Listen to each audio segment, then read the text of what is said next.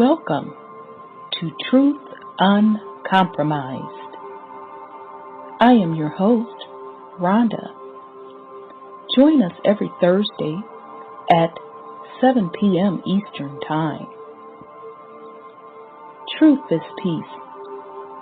Truth is justice and freedom to love, live, and be.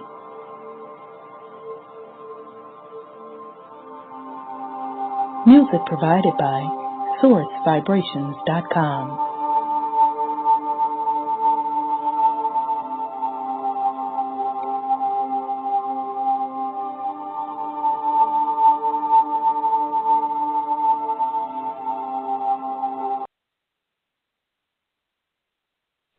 All right, family. Welcome to the Truth Uncompromised show. I am your host, Rhonda, and tonight is Thursday, February 16th. So you're going to have to bear with me. Blog Talk's board is down tonight. So I have literally been trying to log into the board, so I can't see you all as an audience tonight. So I'm going to attempt to try to keep it going, and we'll just have to take it from there. As a matter of fact, I am going to have to dial Brother Wendell in. So I'm going to have to change up the format of the show tonight. The show we were supposed to be, as a main topic, talking about the beautiful Mama Earth. That doesn't seem to be able to happen. Maybe I can get it back on track and get into the board. We'll see. But at a minimum, we will do the news tonight, and we will take it from there. So just bear with me a little bit here, family, because as a matter of fact, I can't even play music. So just bear with me, and we'll get started. Give me about 5 minutes. Thanks.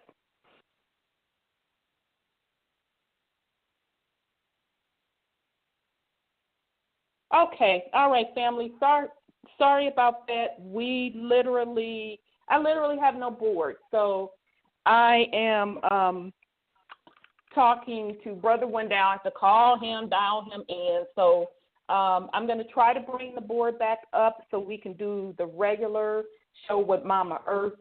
But in the meantime, we can go over the weekly news. Sorry about that delay. I'm not sure how much Q&A we can do tonight if I can't get the board back open. So we'll play it by ear. So anybody that has my Facebook email or my number, text me and let me know that you can hear me for sure on the air, because I'm not even sure at this point if you can hear me on air. Okay, so we're going to go ahead and get started. Brother Wendell, if you want to come on in, you can. Sorry, family, we don't have no music tonight. I'm pissed about that, too.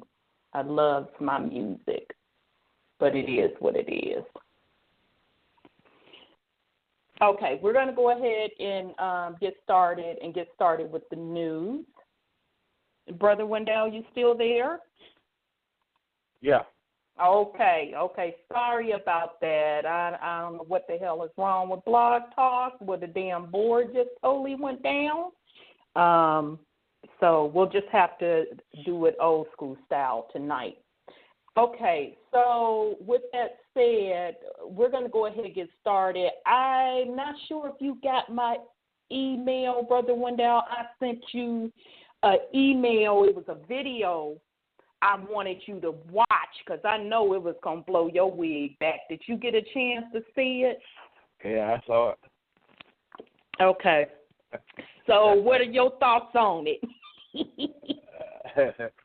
Hey, I'll put it like this.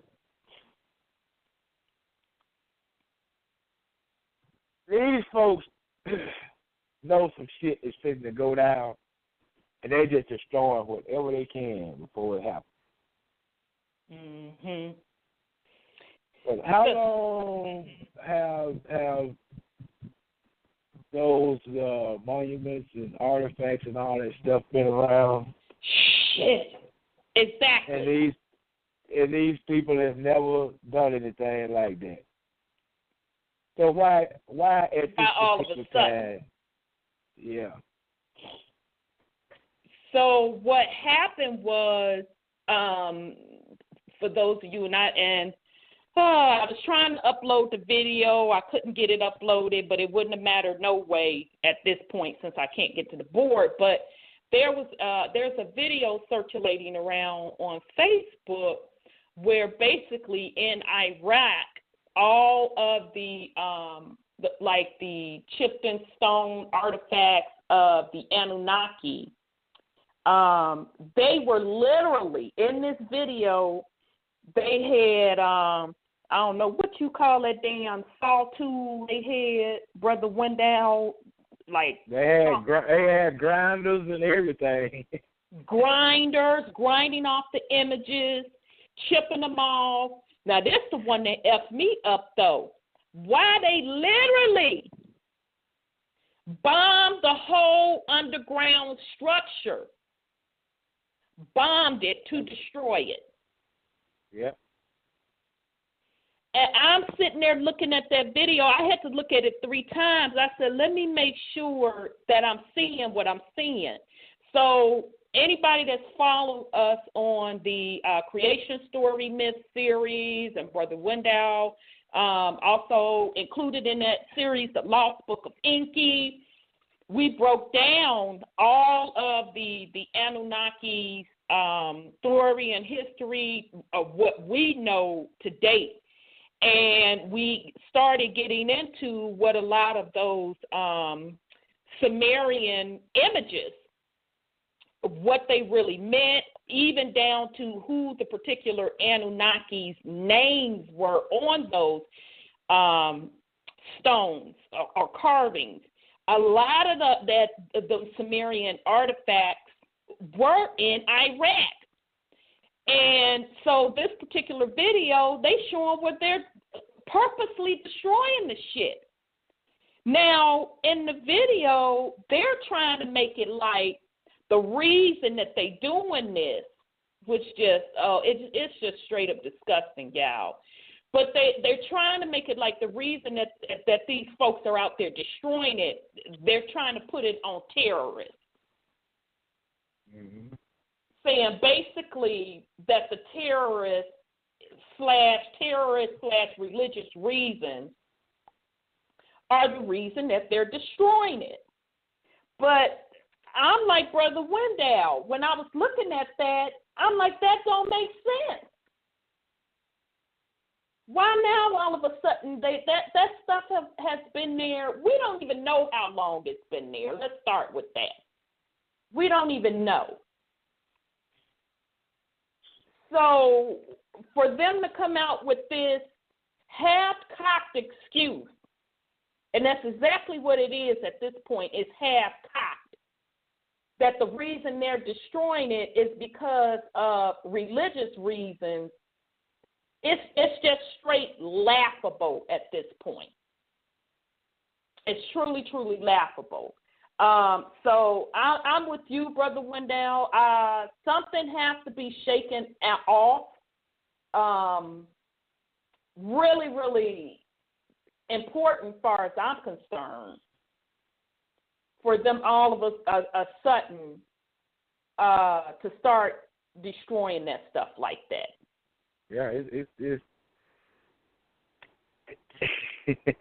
just, to me it's funny, but then again it's not.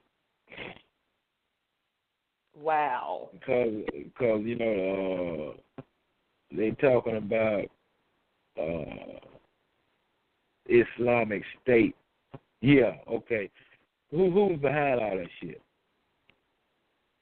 Well, we know that it's like the U.S. court. It's the West. Okay. U.S. court, okay. England, Britain, all they asses, yes.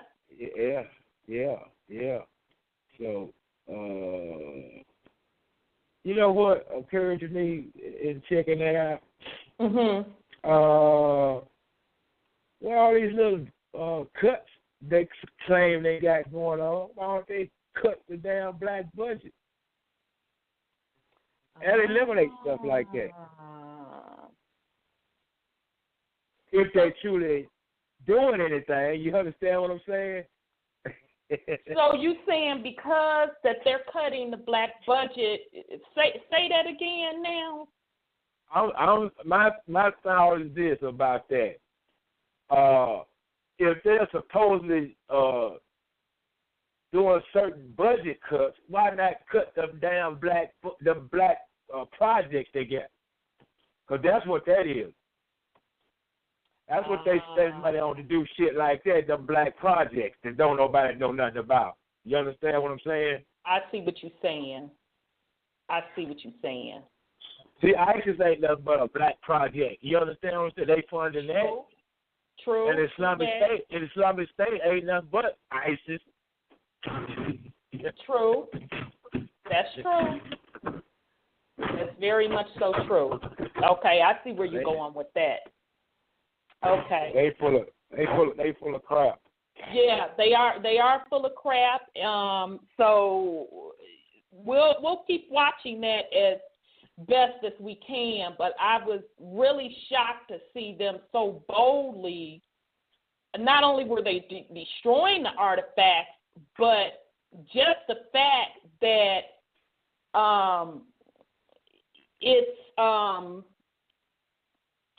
it's being documented on tape. Yeah, on tape. On tape.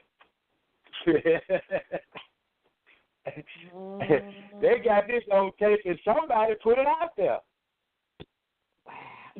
Yeah, absolutely. And maybe they trying to send a signal to somebody to prove that they are actually in existence. You understand what I'm saying? But see, it's getting closer and closer to a point where every quote unquote government or all these de facto governments gonna have to tell the people that shit is for real.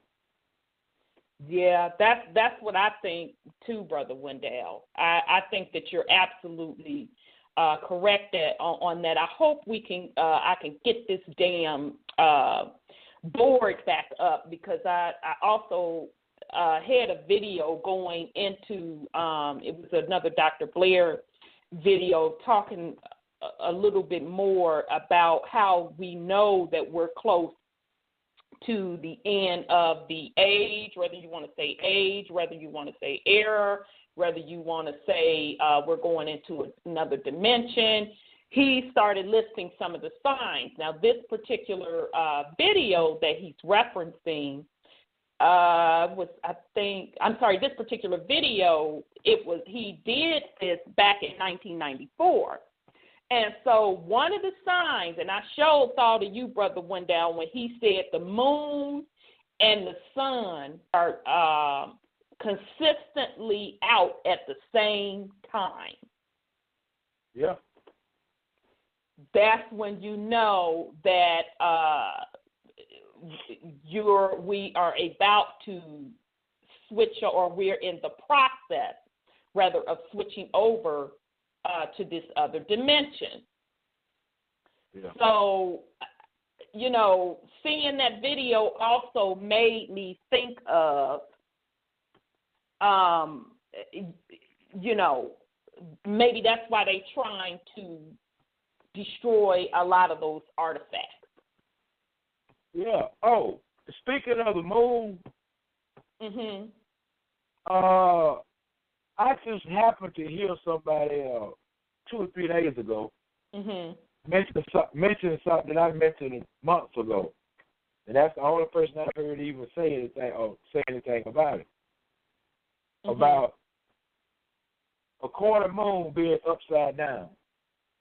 And that that's exactly, oh damn, please, and I'm working on it, family, as we talking to try to get this damn board up. That's exactly what Dr. Blair said. That is the sign. Now, let me show you something else, or let me ask this question to clarify my thought. Because I could be wrong 1,000 left shoes, but does when the moon during this cycle, doesn't it go like from a quarter moon, third moon, half moon, all the way up to full moon. Right. Yeah. Then it goes back to the cycle where you don't see it for about a week. Then she comes back. Right. Okay. Yesterday, I'm on my way to work. I'm always looking up, so I see the moon up there. Looks like a full moon with just a little bit of a chip out of the top of it. It was like that this morning, and I said to myself, Wait a minute. Go ahead. I'm gonna let you finish. You go ahead. But this morning, it wasn't just like a little chip out of it. It was like a 3/4 moon backwards. How the hell did it go from damn near full moon back to 3/4? And you're not lying on that. I'm your straight up witness on that, because I remember when it was full, and then you're right. Day before, well, no, that was yesterday. It was yesterday. Like it had like a little bite out of it. Yeah, it was like somebody had, if you got a round cracker and you break off a piece of it. Yeah. You absolutely right. You absolutely right. And I said to myself, I'm like, well, maybe I just ain't never noticed it like that. You know, maybe. Hell no, I ain't never seen it do like that. Okay. I was like, and I said, I'm going to ask Brother Wendell, because the moon, this shit don't look right to me at all. So, okay, it wasn't me. It wasn't just me. I watch that moon every day. I see what's going on with it every day. Damn. I mean, that was really off the chain. Like, wow. And to top that off, instead of it being in the west, it was more like southwest, because the project I'm working on, I head 20 west. And most of the time, when I'm on my way to work, that moon is either directly above 20 or north of 20. This morning it was south of 20. Oh, my God. And to be honest, it seems like when I look at it, it'd be in different positions. So I literally have to look around the sky to see where the hell it's at. Yeah. I know where to look. It's mostly, like I said, if I'm heading down 20 west, it's mostly either directly above 20 or north of 20. But this morning, and also yesterday, it was more like to the south of 20. Wow. That moon is dancing. That moon does a dance. Yeah, it is. It's not consistent at all. It's not consistent. But I couldn't see it tonight. But this morning, it was in a position. I can't even, to be honest, it be so all over the place. I can't really even track where the hell that it's supposed to be. Yeah, so you most of the time you ain't gonna see the moon come up, because in the morning, 7 o'clock in the morning, you'll see it at a position to where it's supposed to be like 9 o'clock that night. But this is 7 o'clock in the morning. That's what it is. That's the position that it's been in for a long time.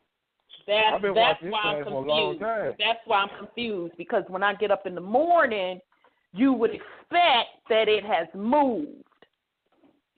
See, in the morning, 7 o'clock in the morning, that moon is supposed to be damn near set. Right. Well, it ain't set. It's not set. It ain't close. It ain't nowhere close. It might be around 10 or 11 o'clock. You know what I'm saying? On the clock. You feel what I'm saying? The position. Yes. Yeah, it'd be nice and bright in the sky. I know that. Because this morning the chip was still in it. Yeah, but the chip turned into a whole quarter backwards off of it. Yeah, it was. It was like on the right hand side. On the right hand side, a quarter of it was gone. And the bottom. Yep, the right hand bottom side. Absolutely. Yep, absolutely. Wow. Well, so, I'm kind of agreeing with you. That's probably why they're around here destroying some artifacts. I also noticed that they have really kicked back up with the chemtrails, too. Specifically, I was rolling in, coming home, and I saw specifically where they were chemtrailing up the sky. This was around 3:30, 4 o'clock. And you could clearly see where the planes was trying to cover up that damn sun. Yeah. Because remember, the sun sets around, 5:36-ish? So I guess, in they little eyesight, they was trying to get that sun to set. They was trying to get them chemtrails out there before that sun set. Mm-hmm. So we'll just have to keep watch on what's going on, but it's definitely some very strange stuff going on, and them destroying those artifacts and the way they were destroying them. Now, me personally, if you just trying to, get rid of something or whatever, you could just take the stuff down, but they was purposely trying to cover it up. They had the little hand sawing off the images and then totally blew the shit up. Yeah, totally blew it up. With 50-gallon drums of whatever they mixed it was to create the bomb. Whatever explosive they had, yep, sure did. So I'm like, oh, okay. Okay, so that moves me right into the next one. And I can't believe all my computers are just acting up. And I this rarely happens to me, so this is really pissing me off. Okay, so last week I had got 2 articles from Sis, and we didn't have a chance to read them, and one of the articles is called the galacticconnection.com, The Return of the Anunnaki. So I'm going to try to bring it up. I hope this works because a lot of my stuff is online and just everything is just clowning tonight. I hope we don't have to cut it short. Let's see if I can bring up other things.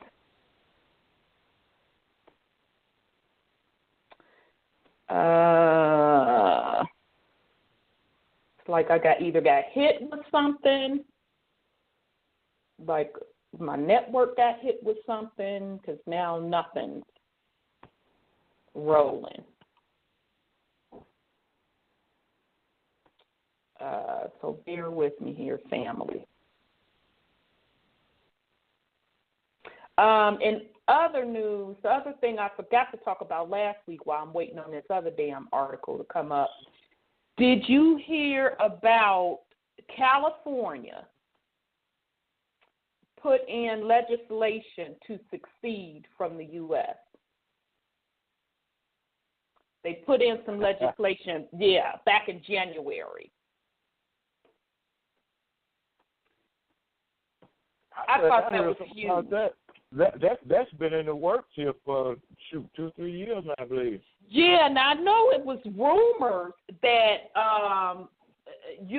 that matter of fact, not just them, a couple of states, because Texas it's been rumored that Texas wanted to do it, and Texas put in legislative to go back to the gold standard. I don't think I ever saw California on that list because they had a list of states that they were talking about that wants to secede from the Union. But this time, California has actually put on the book for them to vote on legislation to secede from the Union. So, some were saying, well, they're just doing that because of Trump, this, that, and the other. I don't know all that. I don't know all of that. Something is definitely brewing, like I've been saying for the longest, that we're definitely in the place where the reset is going on as we speak. So that's just something for the family to kind of keep watch on as well. Let me see what else. I'm sorry, go ahead. I heard another little tidbit about California. Mhm. Instead of them calling February Black History Month, they supposedly started calling it Indigenous Peoples Month or something like that. That's interesting because Russia also, and I can't find the article right now. I've had it for a couple of weeks, but I can't find it. But Russia is building a monument to the indigenous people in front of. I fell the hell out when they said they building it in front of the U.S. Embassy. I hit the damn floor. So, hey. Go ahead.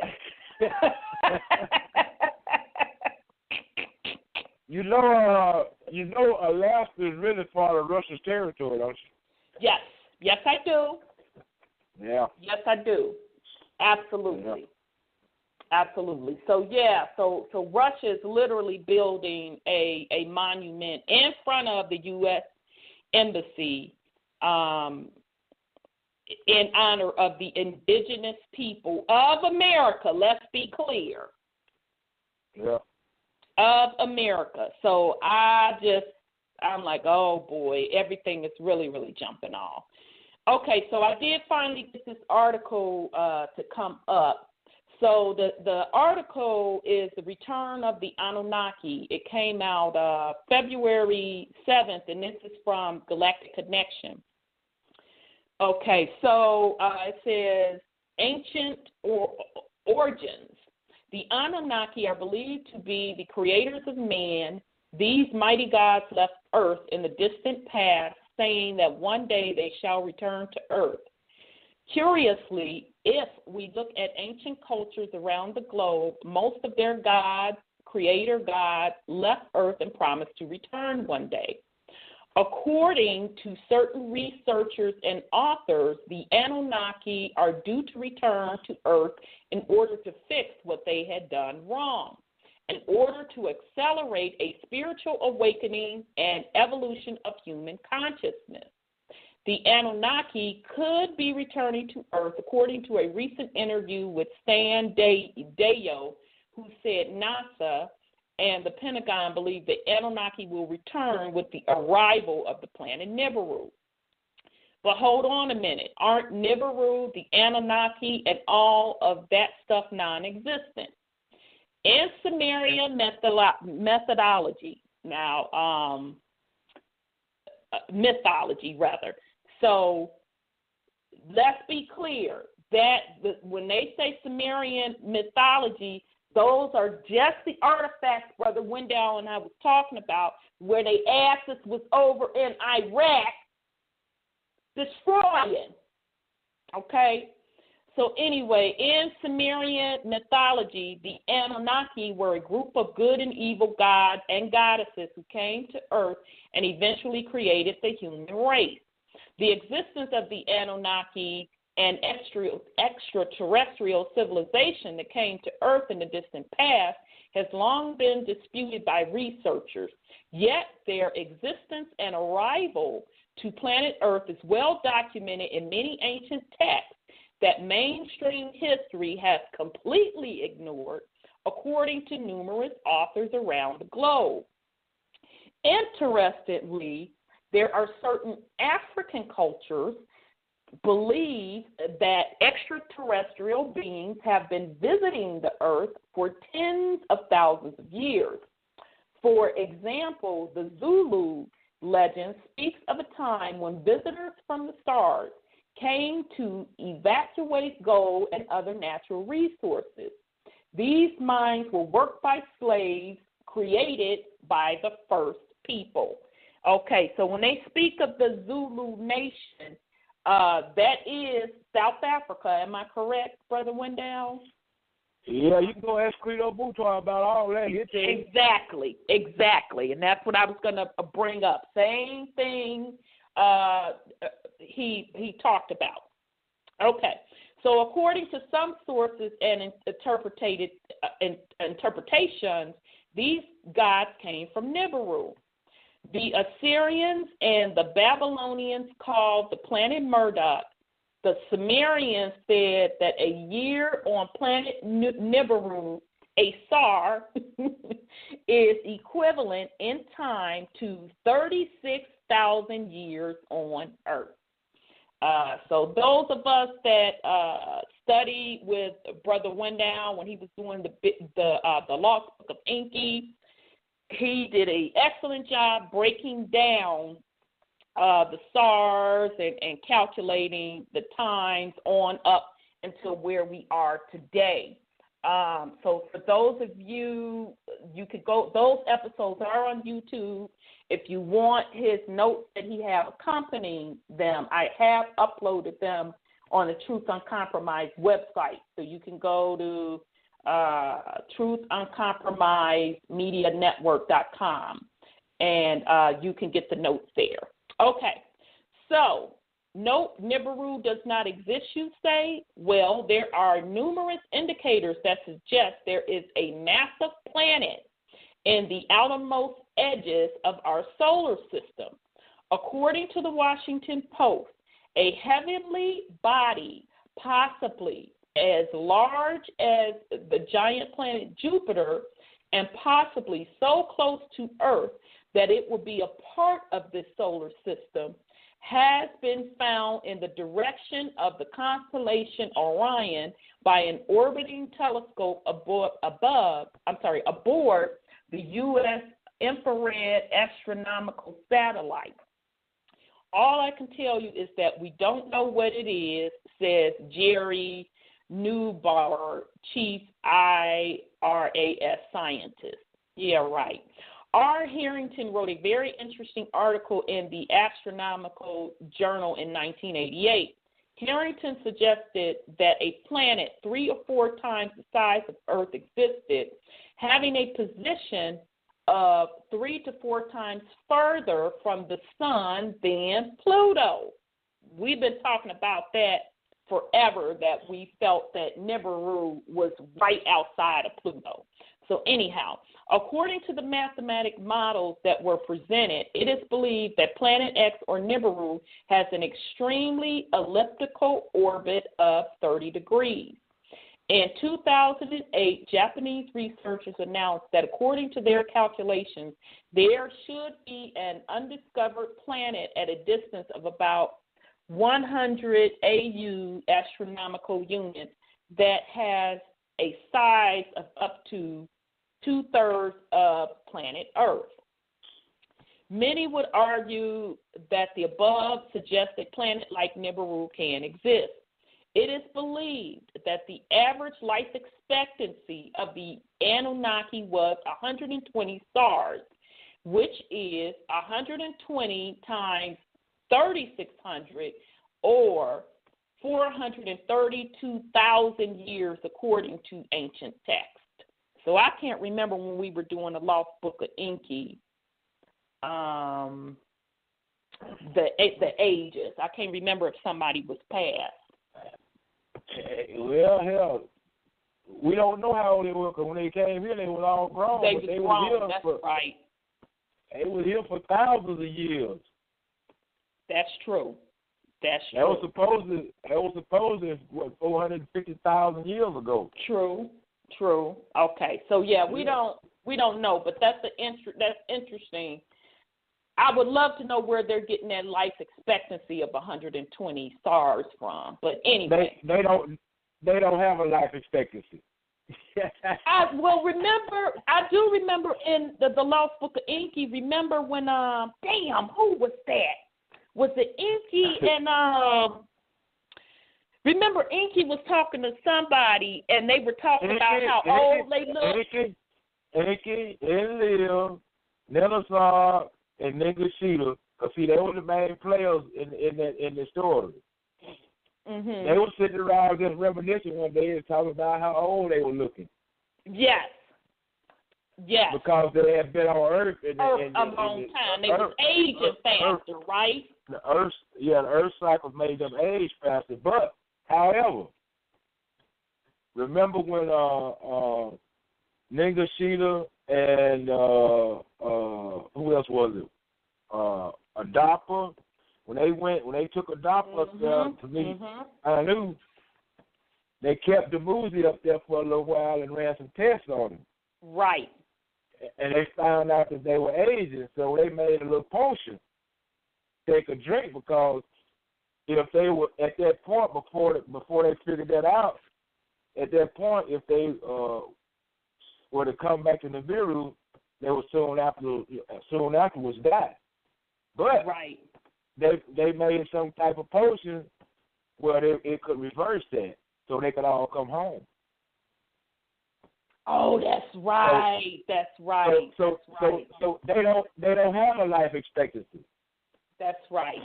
I forgot about that. That's right. So I don't know where these folk getting this 120 stars from. But okay. Okay, so it says the Sumerian king list is perhaps one of the most important ancient texts that perfectly describes the time in history where literally gods ruled for thousands of years. After the kingships descended from heaven, the kingship was in, they said Eridu, but we know it's Eridu. In Eridu, Alim became king. He ruled for 28,800 years. Alajar ruled for 36,000 years. Two kings, they ruled for 64,800 years. So their names are a little different. I'm not sure if one is a Leilu, because the way they're spelling it, we would have to break it down again. Yeah, but I pretty much know that they're talking about the same people based on the way they're spelling it. Okay, so one of the most interesting details about the Sumerian king list is the fact that the earliest list describes 8 kings who ruled over Earth for a total of 241,200 years. Since the original kingship had descended from heaven all the way to the time of the Great Flood, which swept over the land once more, the kingship was lowered from heaven after the flood. So that lines up perfectly what we studied out of the Lost Book of Inky. Now, I didn't check the 200 and something thousand years, but overall, the rest of it lines up. Okay, so it says DNA. I'm sorry, go ahead, brother. Go ahead. I'll make a comment after you get there. Oh, okay, because I got another paragraph. You could go ahead on and do that. That'll give me a chance to grab this other computer if you want to make your comment. Here, about, 3 or 4 days ago, I just happened to go up on Facebook to see what my daughter done posted, because she always posting something with my grandson up there. And I come back to my Facebook page and run up on, I forget what it was, but I clicked on it and went, and it took me somewhere else. And how about I run up on a photo? I don't know if it was photoshopped or whatever, but that wasn't the point. It was a photo of a melanated woman and a Caucasian woman. Mhm. And the melanated woman was about, in comparison to the Caucasian woman, standing right beside her with her hands on her shoulder, was about 14, 15 feet tall. And the Caucasian woman was about... Oh, I know. Yeah. The melanated woman had on the white dress. Yeah. Yeah. So what is the message? That's the point. That Anunnaki have returned. That's the message. Or are going to return. Right, or never left. Or their descendants are here. Yeah, and my question is, could that be Nenosog? I don't know. She was a young girl, too. She was in her 20s. Yeah. Wow. Okay, so let me plug in this other computer. Oh, all right. So it is saying, where do we leave out at?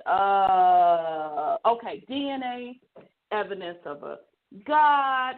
Okay, according to researchers, that's a damn shame when you got 3-4 computers. 2 for 2 ain't acting right, so I'm on the third one. A damn shame. But anyway, according to researchers from Pakistan, our hypothesis is that a more advanced extraterrestrial civilization was engaged in creating new life and planting it on various planets. Earth is just one of them. The researchers indicated that what we see in our DNA is a program consisting of 2 versions, a giant structure code and a simple or basic code. Now, you know that tripped me out, right? Yeah. That tripped me out. So they kind of admitting that they know. And we talk about this all the time on the show. That's why they taking blood from us. By the time we jump out the damn womb, because they're looking to see who you really are from a galactical standpoint. Yeah, what bloodline is this one from? Exactly. What bloodline is this one from? Are we going to have to track this one or what? Okay, so, and it also kind of backs up, what some folk have been saying about our DNA is going to be activated. We hear that quite often as well, okay? So that tripped me out as well. Okay, so... the thing I would have to say about DNA, I'm not no scientist or nothing like that, but to me it's common sense. DNA don't evolve. Right, it's not supposed to, right? DNA is what it is. Exactly. Whatever you have is what it is, right? Yeah, and we don't have the technology to manipulate it like that. Right. Oh, I'm back on the board, y'all. That's a damn shame. I had to go through 2 computers to get there. So we straight though, Brother Window. We'll keep it the way it is with you being on the phone. Yeah. So yeah, I'm totally in agreement with you on that one. I'm like, whoa. Totally in agreement with you on that one. I'm just getting back on the board. So 215. I see you. So let me get through this paragraph. I'll open you up. I see you've been on hold for a while. May was on hold, trying to let me know that you hear me or whatever. So bear with me, sweetie. I'll get to you in just a second. Okay, yeah, so that giant structure code tripped me out right there. So then it says the team of researchers believe for a fact that the first part of our DNA code was not written on Earth. And according to them, it is verifiable. Secondly, and most importantly, Genes alone are not enough to explain the evolution/abrupt evolution process, and there must be something more in the game. According to Machiavelli, sooner or later, we have to accept the fact that all life on Earth carries a genetic code of our extraterrestrial cousins, and that evolution is not what we think it is. The implications of these scientific findings reinforce claims by other individuals and observers that claim to have had contact with aliens that look like humans. Human-like aliens could have provided some genetic material necessary for human evolution. Okay, so I'll stop, Brother Wendell, in case you want to put something on it. Yeah. Go ahead. You know, that evolution thing is a bunch of shit. It's always been a bunch of shit, far as I'm in that Because the way I look at it, DNA is what it is, and right. As far as the human organism, it just grows into what that DNA is set for it to grow to. Exactly. Ain't no such thing as evolution. Totally. So what do we do? So what do? We evolve from an infant to adulthood. Yep. Or do we grow? See, when we grow from an infant to adulthood, we still have the same DNA. That's not no damn evolution. It's same DNA structure. Totally agree with you. And I am more and more really starting to believe that it's almost like computer codes per se. It is. So, I mean, you know computer stuff too, Brother Wendell. It's not more than computer code, but the thing about it is it's integrated with a biological entity. Yes. Agree. Totally agree. That whole creation is off the chain. I would agree with you on that. And see, they're busy trying to copy that with this transhumanism. Yeah, well, that's interesting that you say that because I think it was Dr. Brother Phil Valentine, said back in the 90s, but it wasn't called transhumanism. You know, they come up with these BS so-and-so names. But he said that they were going to do that. Yeah. So that makes total sense to me, what you're saying. It makes total sense. So let me go ahead. They've called them cyborgs and this and that. Then they started talking about transhumanism, and they just call us whatever. Right. But they're actually talking about the same thing. Right. Absolutely. Okay, so I'm going to bring in 215. Just forgive me if you really didn't want to be on the air. I'm just finally getting the damn board back out. 3 computers in. So here we go. Hi, galactic greetings to everyone. Galactic. Look, greetings. This is Lioness. I was determined to get to you tonight. I was inside of me attempting to get the appropriate words so that your audience could understand what I'm going to speak to you two about, especially Wendell. What you've just gone over is part of what I was going to present to you in a way for us to do something together, because it is time. Some of what you said in the very beginning is not where it's at, but then some and most of the rest of what you said is right on target. Wendell, you and I have been ordained to complete the presentation of some of the rest of the story. The code you're speaking of and everything that you're speaking of and everything that has to be presented to the people, the different layers and groupings of people and other things, okay? But we are the people. So we have to give what we have, what has already clicked and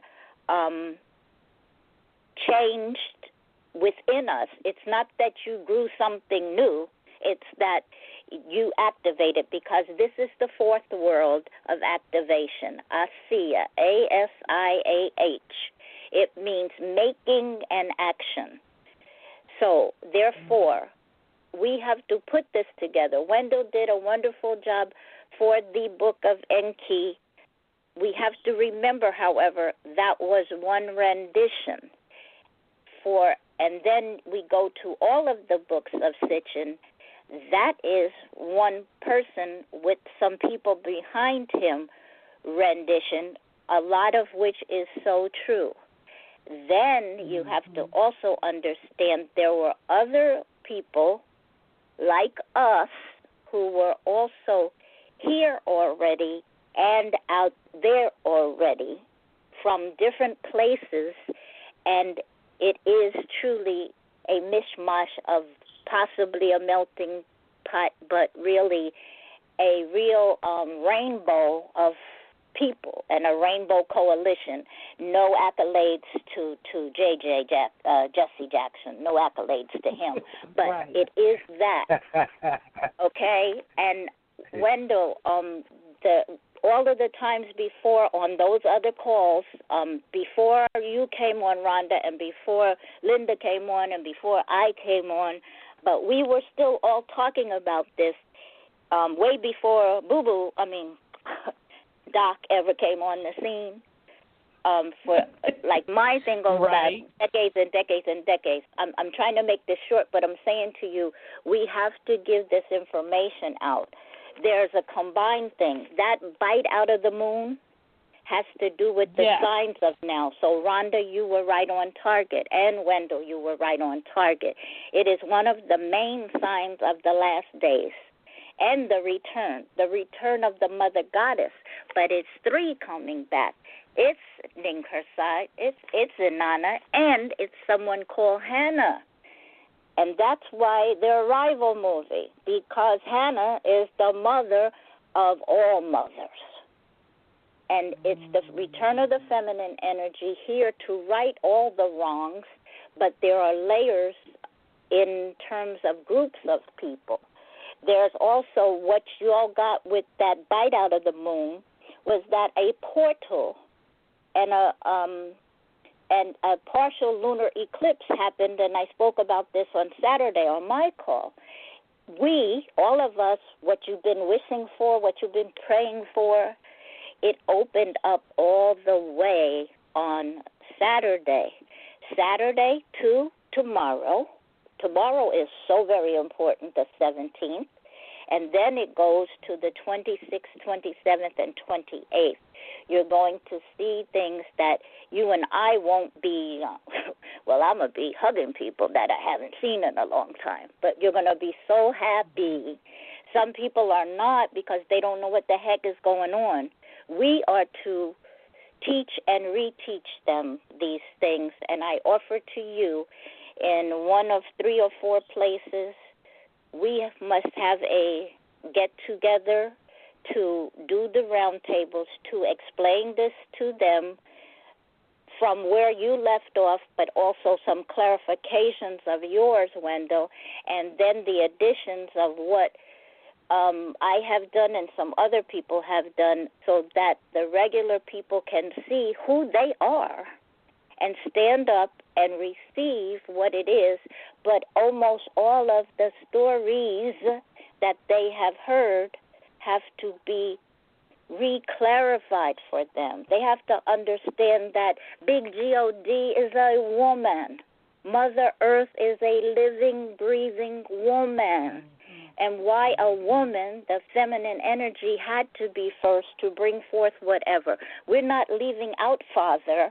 We are accentuating all things. And then the galactic connection is the return of the feminine. You're going to find out that Enki was good and bad, and so was Enlil, good and bad. And those who you thought was Satan may be somebody else, and the names and those, as we said long time ago, the titles and positions and the names for some people might be all the same individual, and then some of those that you thought was a title is somebody's name over here, and then we're going to explain who Abraham was or was not, and Akhenaten, not Akhenaten, Akhenaten, and what was found in Turkey and what is found in Bosnia, and we're bringing it all together. And I offer to you to put our heads together to present this to the people and to go forth with all the love and all the respect and all the light, with the knowledge and a camaraderie that is truth, nothing but the truth. You're going to find out that everything has two truths to it, and the abundance is here. And what's going to happen before the end of this month? And don't y'all be talking about my boy Trump, because my boy Trump, the red one, is listening to his melanated mother. But that story isn't told. So it's all in there a lot. So I thank you, and I'm listening. I'm thankful that we have come to see these things and to be able to discern and decipher, and that's what it really, really is, because you're getting mirror images of yourself and everything else, because now we're going what will appear to be backwards to go all the way forward. So thank you. And when we can offline or online, help the people. Let's put this together. If you would like, I'll do lots of the groundwork. I really will.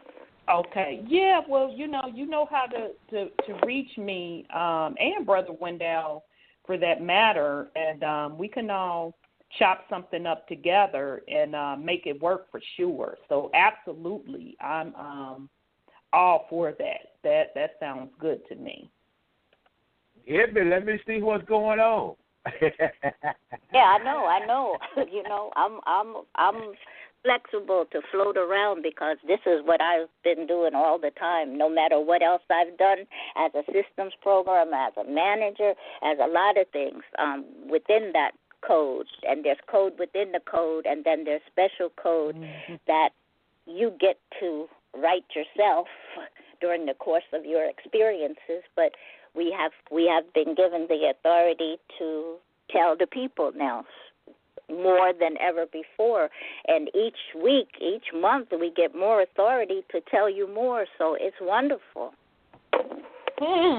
That's interesting. What you say, more authority to tell you more. And what's really been tripping me out also, sis, is that I know that we're all getting the same messages, because literally I'll, put something out there, and then either simultaneously, it's almost like it's simultaneously, other people that I know are tuned in will be putting out the same thing as well. And some of the clips that I'm going to play tonight, thank goodness I was able to get this doggone board back.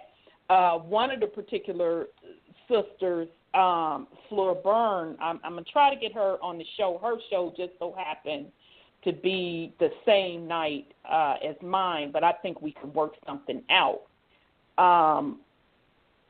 But anyhow, she winds up talking about the same subject that I'm doing a show on. Now, I don't communicate with her. She don't communicate with me to say, check what show that you're doing tonight. So I'm saying all that to say that we're all receiving this information one way or the other, but it's the same information at the same time. and it just trips me out. So I'm totally agreeing with what you're saying.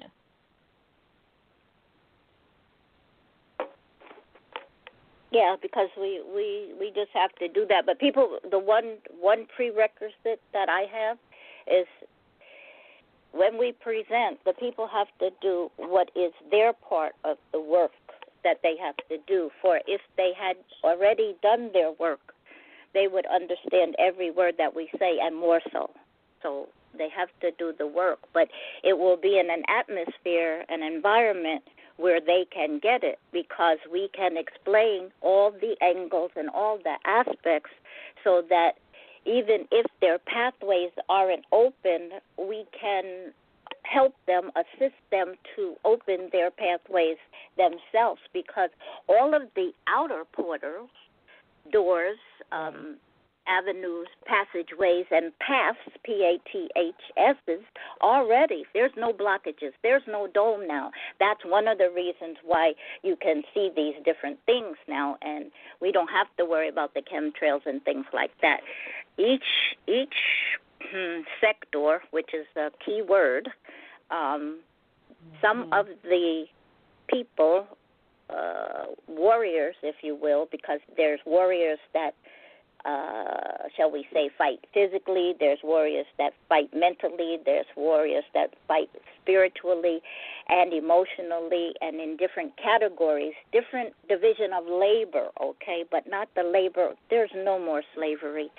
We just have to help the people to open up their pathways with inside. Right. There's nothing else to do but go inside of each of us, because that's where the answers are. All we can do now is to help to facilitate, as you are doing with your call, as I'm doing with my call, as some of the other ones are doing. They have to learn discernment, though, because they can't just put everything that's on the YouTube, that's on the news. I think they're getting better with so-called news. But they're still afraid, and some people are going to want to stay in this environment that exists here. If they do, they have free will. That's the boxes, the real blockchains, not the ones that have to do with having a system that's still, it's the same system with different terminology, but they're using the terminology that will make sense to people, because that's part, the precursors to them reactivating themselves. But they can get misled into some other things that are really the same shit that you're getting out of. So we can help them. That's Absolutely. That makes sense, sis. So, definitely, sync up with me, and you can sync up with Brother Wendell, and we can make something happen. I'm open to a Saturday show at night, even if you want to do it even on this particular platform. You can still have your number. I could conference you in, and we can merge the two together. So absolutely, we can make it happen. Yeah, I'm speaking of that as an interim, and then there needs to be physical contact as well, because there's some things that cannot just be said. We are a visual people, and some different categories of our people, they have to see what we see that they cannot see now, but perhaps we can draw for them and then put a line and say, look at this over here, this goes with this, and then they'll have to follow, and people learn at different levels and degrees. That's why roundtable. But they also have to learn again how to think, and most of people do not know that anymore, not necessarily because of themselves, but because of all the trickery and everything. But everybody must stay positive now, because the main message is keep your vibration up so that you can get the help you need in order to see everything, because everything will be offered to everybody. It's just everybody and all of your bodies must be at a frequency to accept it, to receive it, and then to give a response, because we are call and response people, And we have to be our real selves, our true selves, nothing but the truth and the real truth. Yep. Indeed, sis. Indeed. So, well, okay then, sis. Well, thank you so much for joining us and chiming in. And we'll get together offline, and we'll make something happen. We'll put something together. Yeah, because look at how synchronistic this was, and you're right about things happening there's a download that happens. You can physically see them if you have the eyes to see it, and you can hear the tones and the sounds and the octaves, because those are those 8 and the 2s and the 3s and the law, the 1, the 3, and the 7. That's what's happening and being very visible. So it's all of that. And it doesn't mean that anybody is smarter than anyone else. It just means we may have gotten something beforehand, and then there were some people who went through this prison planet and others who did come down here to assist others to get out of this prison planet. So it is wonderful, and thank you, Wendell. Read the code book, the code from secession, but then this is also about other families outside of the Anunnaki. They are but one family, but they're a messed up family, but they have good, and they have bad, but they have immense of everything. But there are others in the playing field as well. So we're just all going to come together with the light and the love and the laughter. The laughter, too, is good for us, and the healing. So thank you. And I'm listening to what you say, because Mother's listening, and she's so happy, and everybody just wants everybody else to know you are so loved, each and every one of you, no matter what you think you've done or didn't do right. You'll never, ever not be loved. Indeed. Very well said, sis. Well, thanks, sis Lioness. Love you much, and we'll sync up. Thank you. Okay, peace and love. Love you, okay, sis. Family. Love you too, sis. So, family, I can physically see the boards. So if you want to put something on it, you have a question or comment, just press the 1 to get in the queue, and I can see you all. I can see you all now. Okay, so, it's about 8:15. So I did want to at least jump into our topic. So we're going to have to, again, every time I think, I may not have enough material, but I always have more than enough. So we still got a lot more news to cover, but I do want to get into tonight's topic. We'll pick it back up next week on Mama Earth. So tonight's main topic is giving honor to beautiful Mama Earth, and I'm so glad Sis Lioness kind of came in and,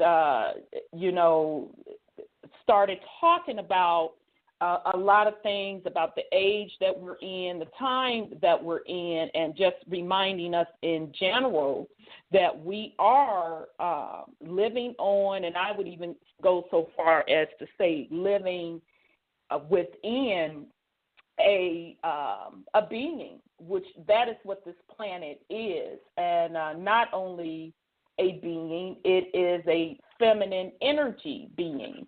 So a lot of us going into this new age also is to put Mama back in her position, okay, because the age that we are coming out of now, we were out of balance. It was more of the male-dominated society, and that's never the way it was supposed to be. It was always supposed to be a balance.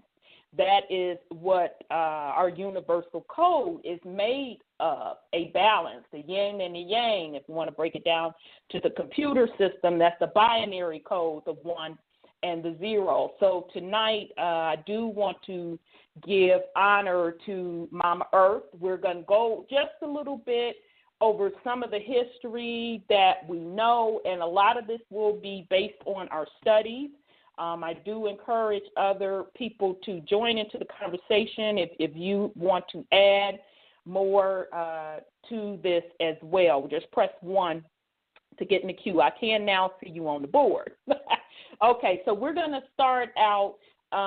Some of you may know I call her Mama Earth. I'm just country like that. But you'll hear Mother Earth. You'll hear Gaia. You'll also hear the term Tiamat. Now, Tiamat shows up in a lot of the ancient texts. When Sis Aida and I were studying Terra papers, that's what they were calling Mama Earth back then when she was twice her size and before the Great War broke out. Now, in the Anunnaki or the Sumerian text, Tiamat was actually the name of one of the Anunnaki, which I found that it kind of blew me away when I saw that in the Anunnaki text. Okay, so we're going to kind of go over how they are estimating, meaning scientists, that the planet or Mama Earth is about 4 billion years old. Okay, now that's truly a guesstimate on their part. We don't know truly how old Mama Earth really is because she had gone through quite a bit of changes. So we're going to talk about how when she was twice the size that she is today. Now, there's a couple of stories on what happened to Mama Earth. Now, some of the texts, this is back when some of the texts call her Tiamat. Some accounts say that there was a galactic battle with other planets. Now, this is coming out of the Lost Book of Enki. So, Brother Wendell, you'll have to keep me honest here. I'm going up off of memory. When it's supposedly said out of that text where Mama was like the big bad one on the block, okay? She was bullying everybody else. She had her own posse or gang, okay? And she also had a very important artifact. Wasn't it like the keys to manifestation, Brother Wendell? Was that what it was? Yeah, I guess you can call it that. Okay. I thought it was the term. I can't remember if it was a plaque or the keys to manifestation. Okay. So apparently she was the only one with that in our particular solar system. I'm not sure about any other solar system, but in ours, she was the one with this particular power. Okay. So based on her power and position, and plus allegedly and supposedly she was bullying other planets with her and her posse, they went and complained. Like, you know, your girl is straight up out of control. She's slapping us around. We really can't do nothing about it. She got her own gang. Not only that, she got the keys to manifestation. So even if you try to get at her, she got that power to change things up. Okay, so I'm paraphrasing, but I'm just breaking down to you that the other planets, and notice as I'm talking about these planets, I'm also putting it in the content that they are living entities themselves. Okay, so the complaint went up that Mama was bullying. So it went all the way back to the, I guess, our parent solar system to say. So the solar system of Nibiru. Okay, so they were like, okay. So it was pretty much ordered that Tiamat needed to be put in her place to stop bullying the other planets. Okay, now here's the interesting part. Let me take a sip of water. This would trip me out because I remember this today when Brother Wendell broke this down, that the planets that was complaining on Mama Earth had to give permission to Nibiru to come in the solar system to take care of it, and they had to give permission that when Nibiru came into place, for them to get out the way. Okay? So even to, as we were going through the Lost Book of Enki, whenever Nibiru came back through our solar system, the planets would literally line up and let Nibiru pass through. So they got in position, okay? So I'm saying all that to say 2 points. Number one, it proves that the planets are living entities. They made this agreement. They know when Nibiru swings by what they need to do, get out of the way, get into position, and just the fact that they were able to make this agreement, kind of furthermore proves that they are living entities within themselves. Okay, so long story short, the war broke out with Mama Earth, and so they had to take her down with this special technology laser. Okay, so she was struck with this laser, and part of her was cut off. Okay, so it is said that the debris that was cut off from Mama Earth is what's called the asteroid belt today. And I think the Anunnaki call it the Hamlet, something like that. Hamlet bracelet. Okay, Hamlet bracelet. Okay. So what we know today is the asteroid belt. That is remnant of Mama Earth. That's part of what she used to be. Okay, so when she was injured, she was quarantined, and they started to heal her. Okay, so now that is kind of the Lost Book of Enki's version of the great battle with Mama Earth. So I'm going to pause, Brother Wendell, in case you want to put something on it before I go into the other two versions of that celestial battle. I want to hear the other two versions. Oh, okay. And I know you heard, I think you probably heard both of them. But, okay, so the other version was from Terra Papers, and they were pretty much calling it the War of the Gods. So they were saying that it was a celestial battle between Marduk and Ea. And they were fighting for power, this, that, and the third. And so when they were battling, and I think Marduk was in Nibiru, if I remember correctly, they shot the laser, and it hit Mama Earth. And then that's when she was injured and was half her size. Now, that's coming out of the Terra Papers. So the Terra Papers version is different from the Lost Book of Enki, because they just put it up to a battle between the Anunnaki gods, and Mama Earth was just a casualty of war, because as a matter of fact, in Terra Papers version, there was also another planet, I forget the little planet's name, that was actually blown up in that battle as well. All right, so that's the Terra Papers version.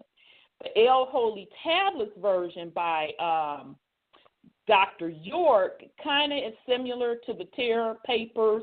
He also describes a celestial battle and how Mama Earth was hit, and that's how the asteroid belt was created that we know today, and that she was quarantined so she can heal. And with his version, and I even think out of the Lost Book of Enki, you can correct me if I'm wrong, Brother Wendell, they placed a sun inside of her to help speed up that healing. And so according to Dr. York and the El Holy Tablets, that inner sun that was placed inside of her still exists inside of her today. Okay, so either way it goes, Mama Earth, as we know her today, as far as her overall size, is even different.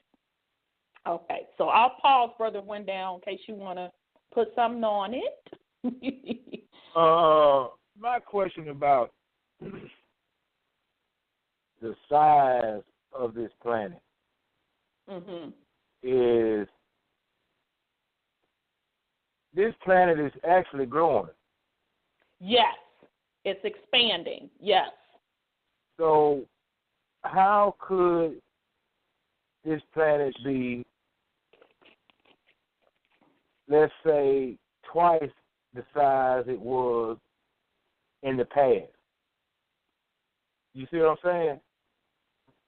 How could it be how could it be at least twice the size it is now then? Because she is growing. And the evidence is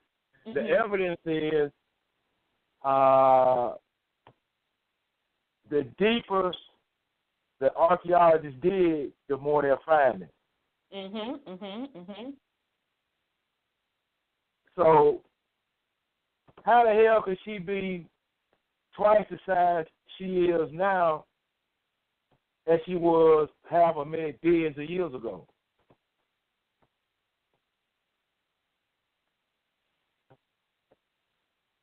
So are you suggesting that her size never shrunk, or she's going back to her original size?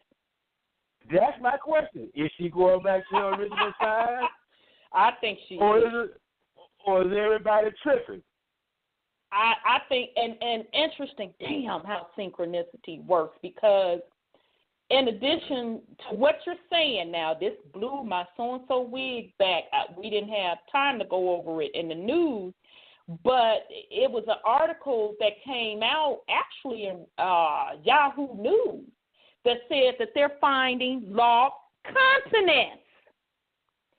So they dug up a continent, and I say dug up because to me, their asses already knew it was there, but you're going to try to play us like we willy lump off of Australia, and they're saying that the continent is so many millions of miles, and it used to be part of Eurasia, or Europe and Asia together. So to me, that's them admitting that's the lost continent of Mu, or Mur, however you want to put it. So that's interesting that you bring up about her size, and, is she really going back to her original size? So that's a very, very good point. You know what that lends to ask the question. Do we really know how big the planet is? I don't think so. I don't think they do. I'm a straight totally agree with you on that. I don't think they do. I do not think they do. Totally agree with you. If you just picture it as a when you cut a tree, you can see the rings in the tree, which is supposed to represent the age of the tree. Right. Well, that's the same thing that happened. The further the archaeologists dig, they're just counting the rings, but they count them in reverse. And we don't know how many rings she had. That's true. I'm with you, brother. And go ahead. So therefore, we're living on top of her. Yes. On the surface. Yes. Which means we're on the earliest ring of that tree. Dang. The latest ring. The latest ring, which means the youngest era. We don't know how big this planet is, and we sure as hell have no idea how old it is. That is the best explanation that I've heard, using the analogy of a tree stump. Anybody that's seen a tree stump, you see all of those rings around the tree, on the stump rather, and those rings represent the age of the tree. And there's a lot of rings there, so damn, that's the best explanation that I've ever heard. And you also put me in mind, somebody had posted a picture, and I saved it, of supposedly some ancient map by one of our ancestors where they drew it from a view above. So it's probably, who knows, it probably could have been Enoch, Noah, somebody else who was taken above and wanted to craft and was able to sketch it. But what blew my wig back about it, y'all, I had never, ever seen this before. So what they were saying, almost like you just described it, Brother Wendell, as rings. So we're thinking that we're like the outer ring, we all let in a bag of chips. But the way this ancient map showed, we were in the inner ring. And there was another ring outside, you know, quite a distance from us with other continents to it. Yeah. And it blew my wig back. I said, oh, shit. Is this the concept of inner earth? But go ahead on, brother. Well, you take into account, I may be able to explain that. You take into account that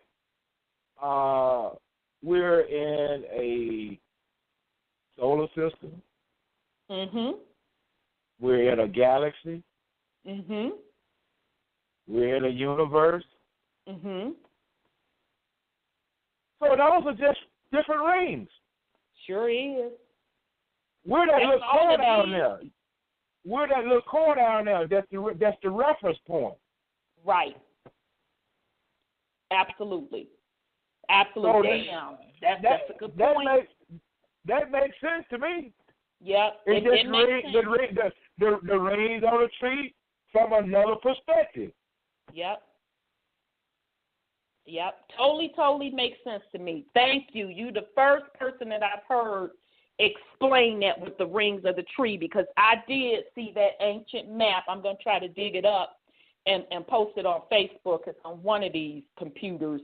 But absolutely, when I saw that, I said, oh, hell no. It ain't no telling how many outer bounds there are with continents on it. So let me get to 661. Let me bring on 661. Yeah, see, Earth may be the original concept of Earth may be a whole damn universe. Maybe. We're living on the core of it. Maybe. Absolutely. Let me bring in 661. I think this is Sis. Greetings, family. 661, greetings, Sis. How are you? I'm well. How are you? I'm good. I'm feeling better. Still coughing and sore throat, but I'm good. Listen, I want to throw in a little spanner in the ring, too. They also found that there's 675,000 or 25,000 square miles of burning carbon. That's about 271 miles under the earth as well. So when you look at the Antarctica, it was not under ice. That's what Enoch said and traced and mapped out for everybody. Plus, they also say that when Nibiru makes his 150-day return journey, which is supposed to be around this this Passover, then the continent and the magnetic field pull will bring up these lost continents. That's right. I told y'all those pyramids coming up out of that water. I've been and told y'all that. Yeah, they're supposed to be coming up. I forgot about that. And that one was off. Y'all that. Yeah, and it's off New Zealand, that new continent, but it's all New probably, Zealand. Yep. Yeah, New Zealandia or something they call it, and it's supposed to be. I guess it's coming up because all those Atlantis and Lemuria, where the Moors are from. Exactly. Lemuria, right. the Orias, the Moors, the Blackamoors, right. the Moors. Right. So all of, and of course we know, I know that they said that they are over in the Gulf of Aden fighting our ancestors. I brought that up before. So they're really having a time. Yeah, they're really having a time holding on to the planet because they're losing. Yeah, they're losing. It's over. It's over. And not only is this our ascension, right, but this is Mother Earth's ascension too. Exactly. So her vibration is raising, and that is why those of us that are in tune, we're going through some of these difficulties, especially with the ringing in the ear, just the minimum. You could just straight be sitting somewhere and you're like, okay, yep, I hear you. So she's also going through her own ascension as well. Well, I'm sorry, go ahead, sis. No, you complete that thought. I had another thought that hit me when you said that. You go ahead. I was just going to say that, those of us that are experiencing the ascension symptoms with the nauseated, the headaches, the ringing of the ears, the rashes, her ascension, she's having ascension symptoms as well. Right. The earthquakes, the sinkholes, and the sinkholes very well could be, Brother Wendell, her growing even more. Her rapid temperature change. But I'm sorry, go ahead. I don't say so. She trying to catch some shit that need to be getting rid of. That's what somebody else told me too. That's what somebody else told me. She's trying to get rid of some of that rash. Yeah, that's what somebody else told me too. No, that's her. She wants that shit off of her. I said, I can feel her on that. Somebody else. Well, the sun is helping. The sun is helping with the elimination of riffraff because the gamma rays and the protons and the electron is being emanating from the sun, and it's burning off a lot of riffraff. Right, and that's one of the reasons why, too, that they keep trying to call it a damn sun. Part of it is they don't want you to see the second sun that's out there, because you can see it best either at sunset or sun rising, but it's also to block those signals. The radiations that are healing us. That radiation is coming through. Absolutely. That's healing our DNA and killing them off. Right. Because their death rates have increased exponentially since the gammas and the protons and the electrons are bombarding the planet. I guess Tiamat or Mother Earth, whoever, has gotten tired. He made a plea to the Most High, get rid of this stuff. I can't take it anymore. California is beautiful. And this is the age, too, though, that everything was supposed to be put back in balance. So, part of, what I had for tonight also was that, maybe she was being sentenced, if the story is true, that she had to be put in her place because she was bullying folks back up in the day, that maybe she did have a sentence where she had to take all of these entities, all of the damn riffraff, in other words. Yeah, this prison planet. She lost a lot of her power, huh? They call this the prison planet. Right, the Alex prison Jones planet. used to call it the prison planet, and I was wondering why he kept calling it the prison planet, and then I didn't figure it out. It is a prison planet because there's a lot of riffraff that's been sent here from other solar systems that did not do what they were supposed to do, I understand. So this is what Earth is and has been, and we the guardians of this place. And she had to take it. And she had to take it.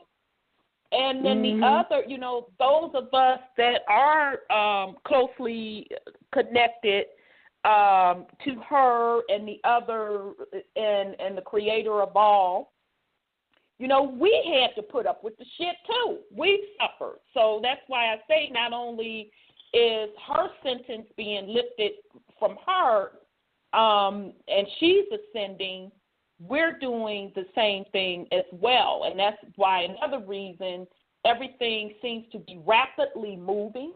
The vibration has definitely changed. It's getting higher.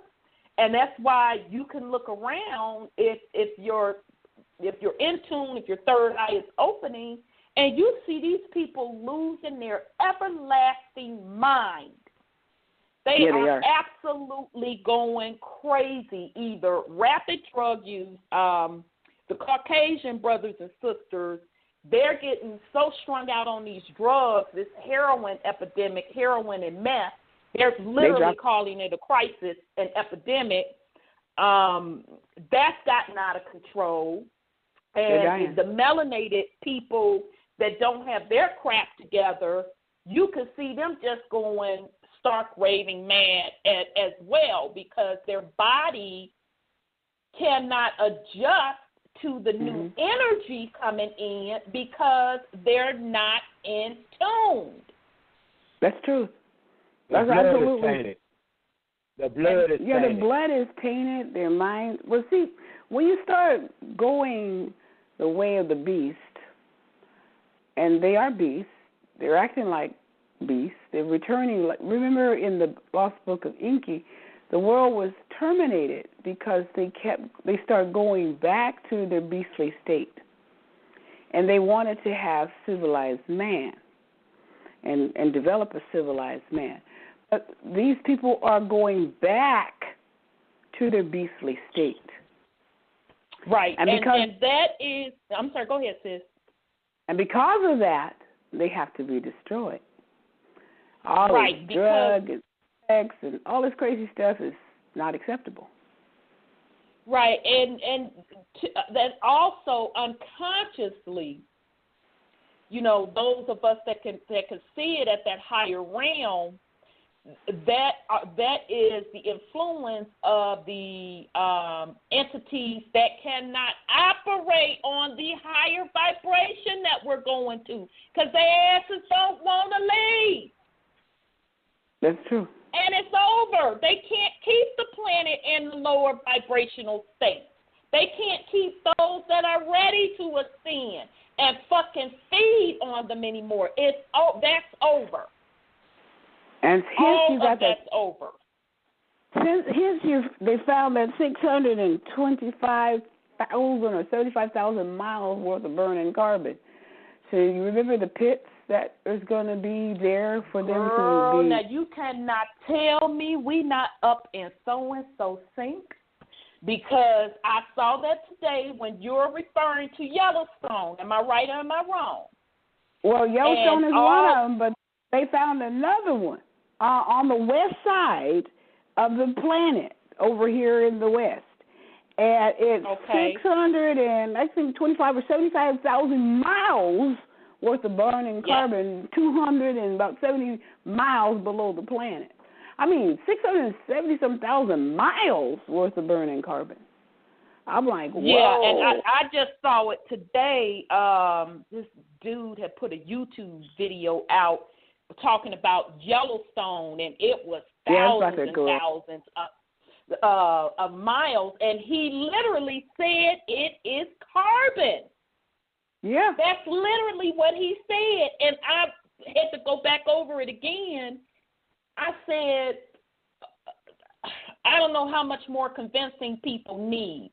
So we have molten carbon, molten melanin, right, bubbling up under the planet. And it's going to erupt. And our people need to get off that machine so they can live and breathe through it. Is it bubbling under the planet or inside the planet? Inside. inside the planet, 200, about 70-some miles under. Mhm. Inside. Mm-hmm. Now, I got a question. Where the hell they get the technology to look that deep inside the Earth? I didn't think it was that deep at all, but they saying it was 270-some miles in because we're really cone-shaped if we do the flat Earth type situation. We're not a sphere or ball or nothing like that. So, but right. Have you been on a trip lately? Just to the great beyond and back. How long was a 271-mile drive? 271 miles. How many hours is that? About 6, I guess. Because it takes about, about 6, 7, something like that. All right. 271 miles, right? Well, we have to divide that by what, 65 miles an hour, 70 miles an hour? Let's divide that by, you just say 65. That's a 4-hour drive. Okay. Is it 4? Okay. Now, the way I can look at that is just like me going home, a 4-hour drive. Yes, from Georgia to Alabama. Yeah. Mhm. Okay. That's a hell of a long way. You gotta have some hell of equipment to look that damn deep. Well, they say know they what saw you're it. looking at. That's a good point. Yeah, that's true. That's true. I think I saw that on RT News, that one about the... Oh, I didn't know they put that on RT, that they had that on RT about the molten carbon. Mm-hmm. But see, I read it. My problem is this. The reason I'm asking that question is, okay, if we don't have the technology to build a damn pyramid just like they built them over in Egypt, how the hell you think we got that kind of technology to look that deep in the earth? Well, how do they find it? We can't match something on the surface of the earth. Let alone talk about 270 miles within the earth looking in there. Unless they know got what? one of the Anunnaki's technology that they think asses. ain't well, they always using our stuff, so they may be trying to come up with it now. Because they always, when it's convenient for them, they expose what they have. Right. But they won't tell you it's convenient for them.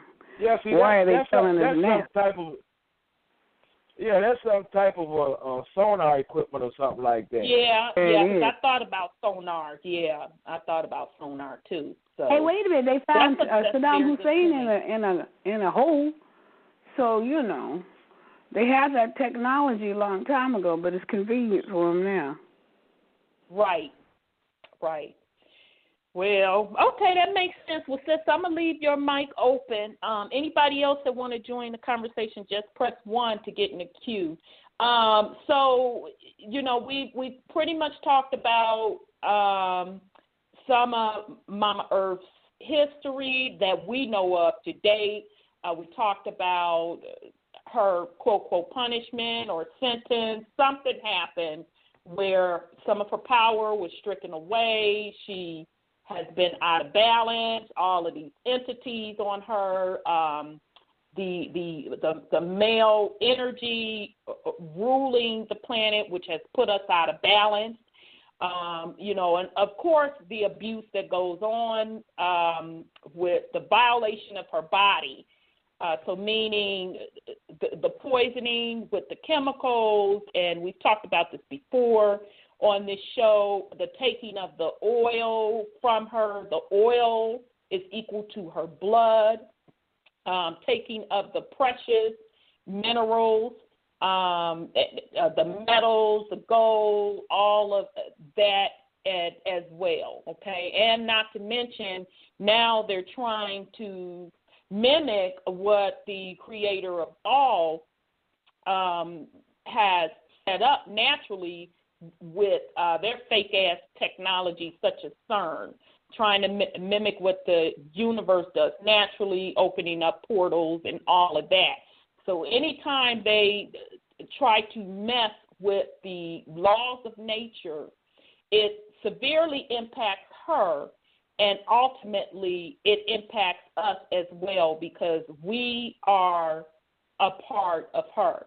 So I also kind of broke down, as I sat down and thought about it, how we are connected to Mama Earth.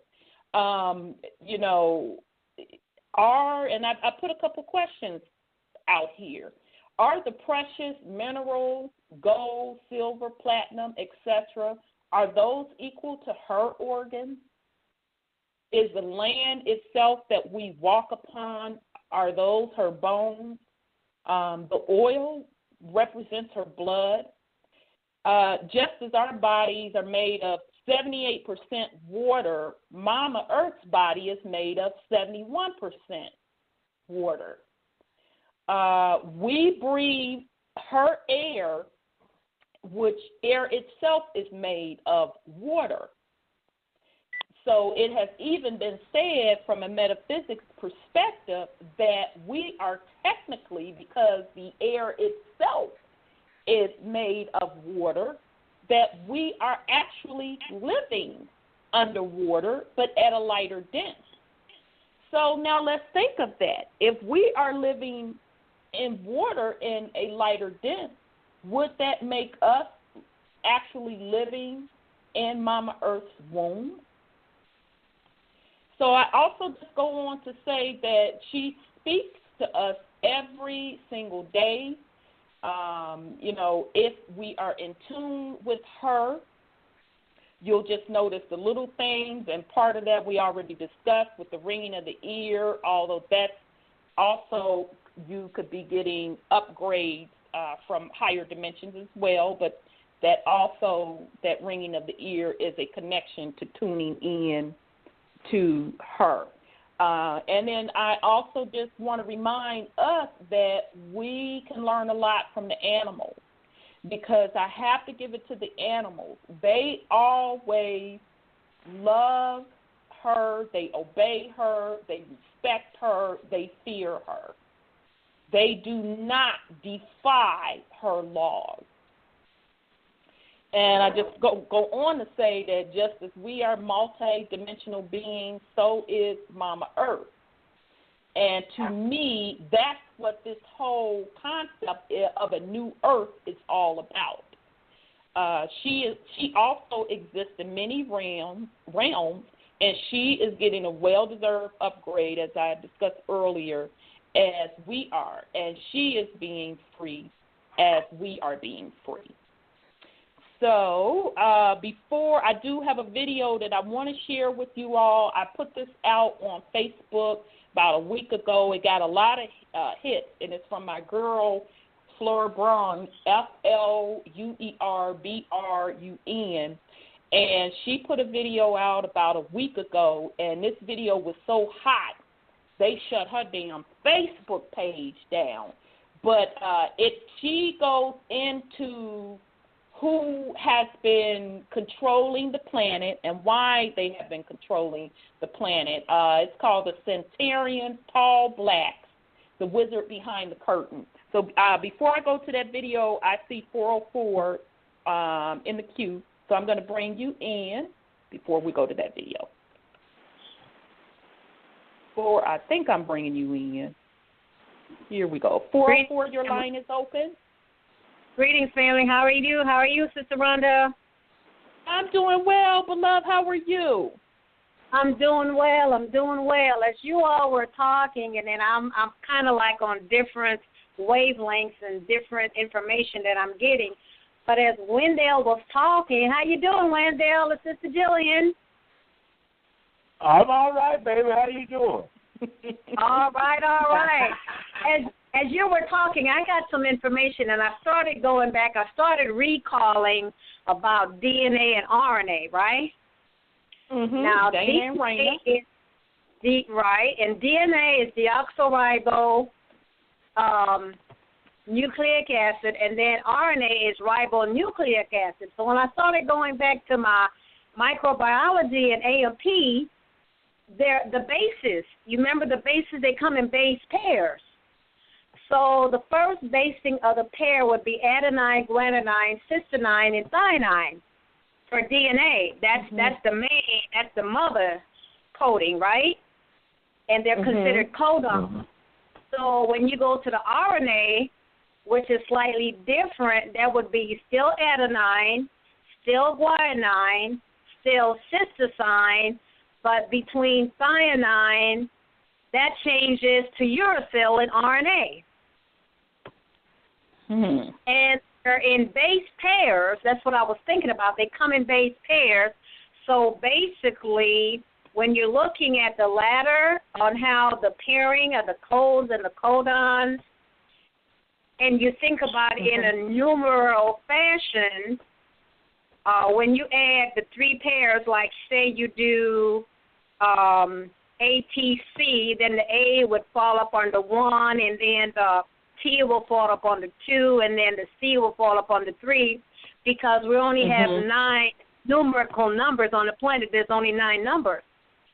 Right. So if you take those numbers, as I was trying to make reference to what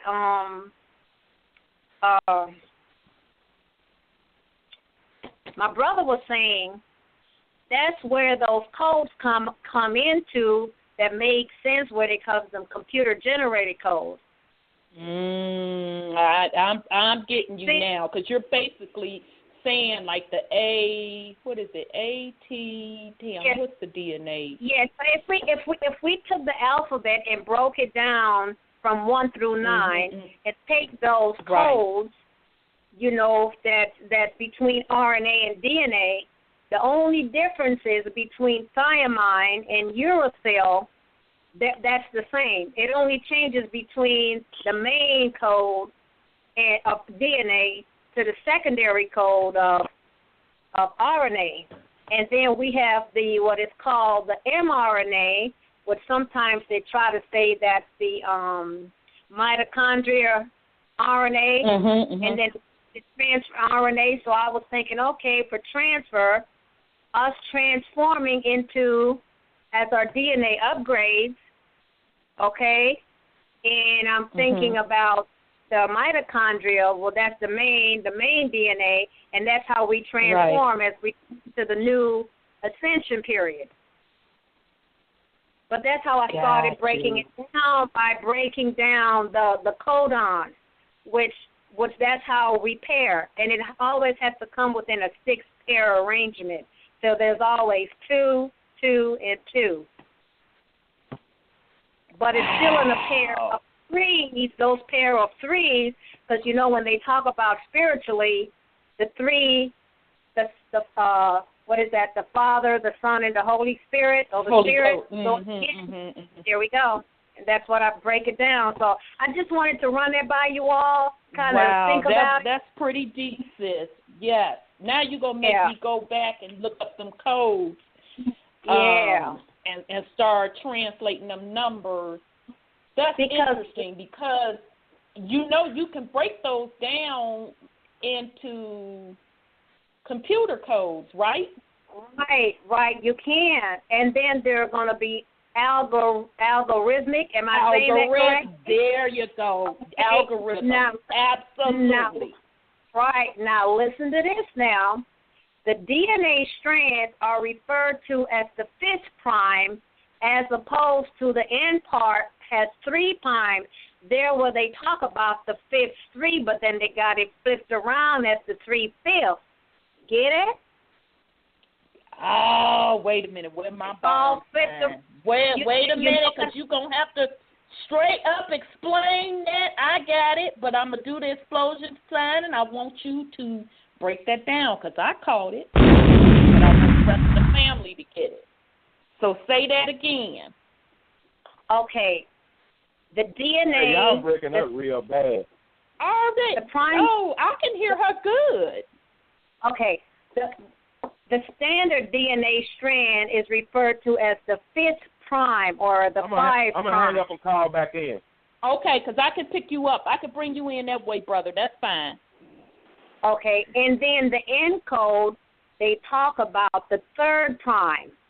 Now, remember when they're doing this stuff about the amendments and they're talking about the 3/5, they got it flipped around. 3/5 of a man. 3/5 of a man. It's 5/3 because everything has to come in a breakdown of 3. Does it make sense? We know that I got you the first time. So, and plus we know they have reversed everything on this planet, right? Right. So that makes a lot of sense to me, sis. And when you said instead of 3/5, 5/3, I thought of it in regards to the dimensions also. That too, right. And basically deoxyribose is the same. Deoxyribose is the same as ribose, with that only exception, those 2 codes, is interchangeable between thiamine and uracil. Gotcha. Because basically one is interchanged for the other, but they're the same exact thing. Just like the plant DNA and our DNA, where their functioning element is our functioning element is iron, where theirs in the chlorophyll is magnesium. Same thing. Got you. I got it, sis. You really, really broke that down. Brother Wendell, I'm not sure how much you heard that or if you wanted to put something on it. But I yield. Yeah. Okay. Hey, why don't you I'm going to leave her open here? just in case you got questions. Yeah. Why don't you do this right here? Take that information you got and go online and put it in that gematria calculator and see what you come up with. It's called what? Gematria. They have an online calculator where you can put in you can put in words or numbers and they'll give you a result. Tell you what it means. Okay, I'll try that. I think I used to do that a long time ago. I'll check that out. Yeah. Okay. Well, when you do, sis, come back and give us the update for sure, because I think you knocked that one out the park. Okay. Okay, sis. Thanks much. Peace and love. Peace and love to you. Okay. Wow. Okay. That's interesting. That's real good information. Okay, so unfortunately, because of the damn technical difficulties, I'm not going to be able to go into overtime. So I do want to at least start with this Centurion video about the tall blacks from Sis Fleur Burns. Let me do the first video. And she was the same lady last week where she broke down about the grays not really being the grays and all of that. Now let me see. I just hit the video because this is going to trip y'all out. So I'm going to start part 1. Okay, here we go. The Satyrian Tall Blacks. Here we go. Well, I made videos a couple weeks ago, but I know I used to make more videos more often, and I apologize for that.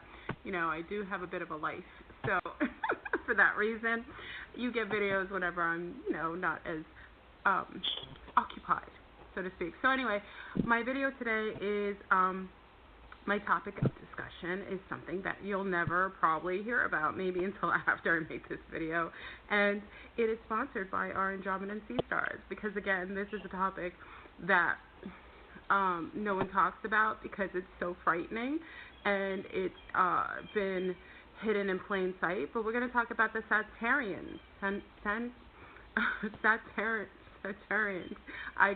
Saturn Aryans. Anyway, I know I laugh through the videos because it's interesting that the true wizards behind the curtain have always been in plain sight.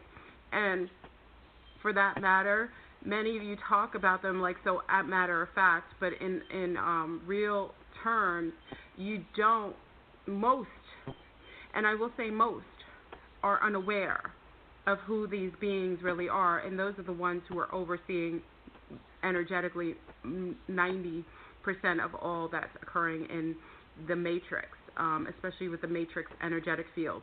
They are responsible for the harnessing of the energies that are being fed to Saturn.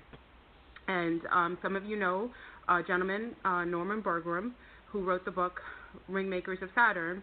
He accounted for these beings that he personally visually saw. And what he saw, it was actually on an interview with one of my least favorite people, Carrie Cassidy from Camelot. So that video, that interview that she had with him was quite disturbing for some, but he basically said it in layman terms. The being that he saw coming off of a craft was one of the ringmakers of Saturn, and they were tall, black. This is the way he said it, black, male, with a turban on his head, which is what we know to be the Moors. So tonight on Aquarius Rising, I'm going to get in on this. This is something that, again, is being sponsored by our wonderful sea stars, the Andromeda sea stars. And again, this information is allotted to come out through myself, and I'm sure others will speak about it probably after the fact. And not that I'm that special, but this information is something that is disturbing for a lot of the people who are used to be in power, but actually the top tier of the people are worshiping them, including the Orthodox Jews. The Jewish community has always worshipped Saturn.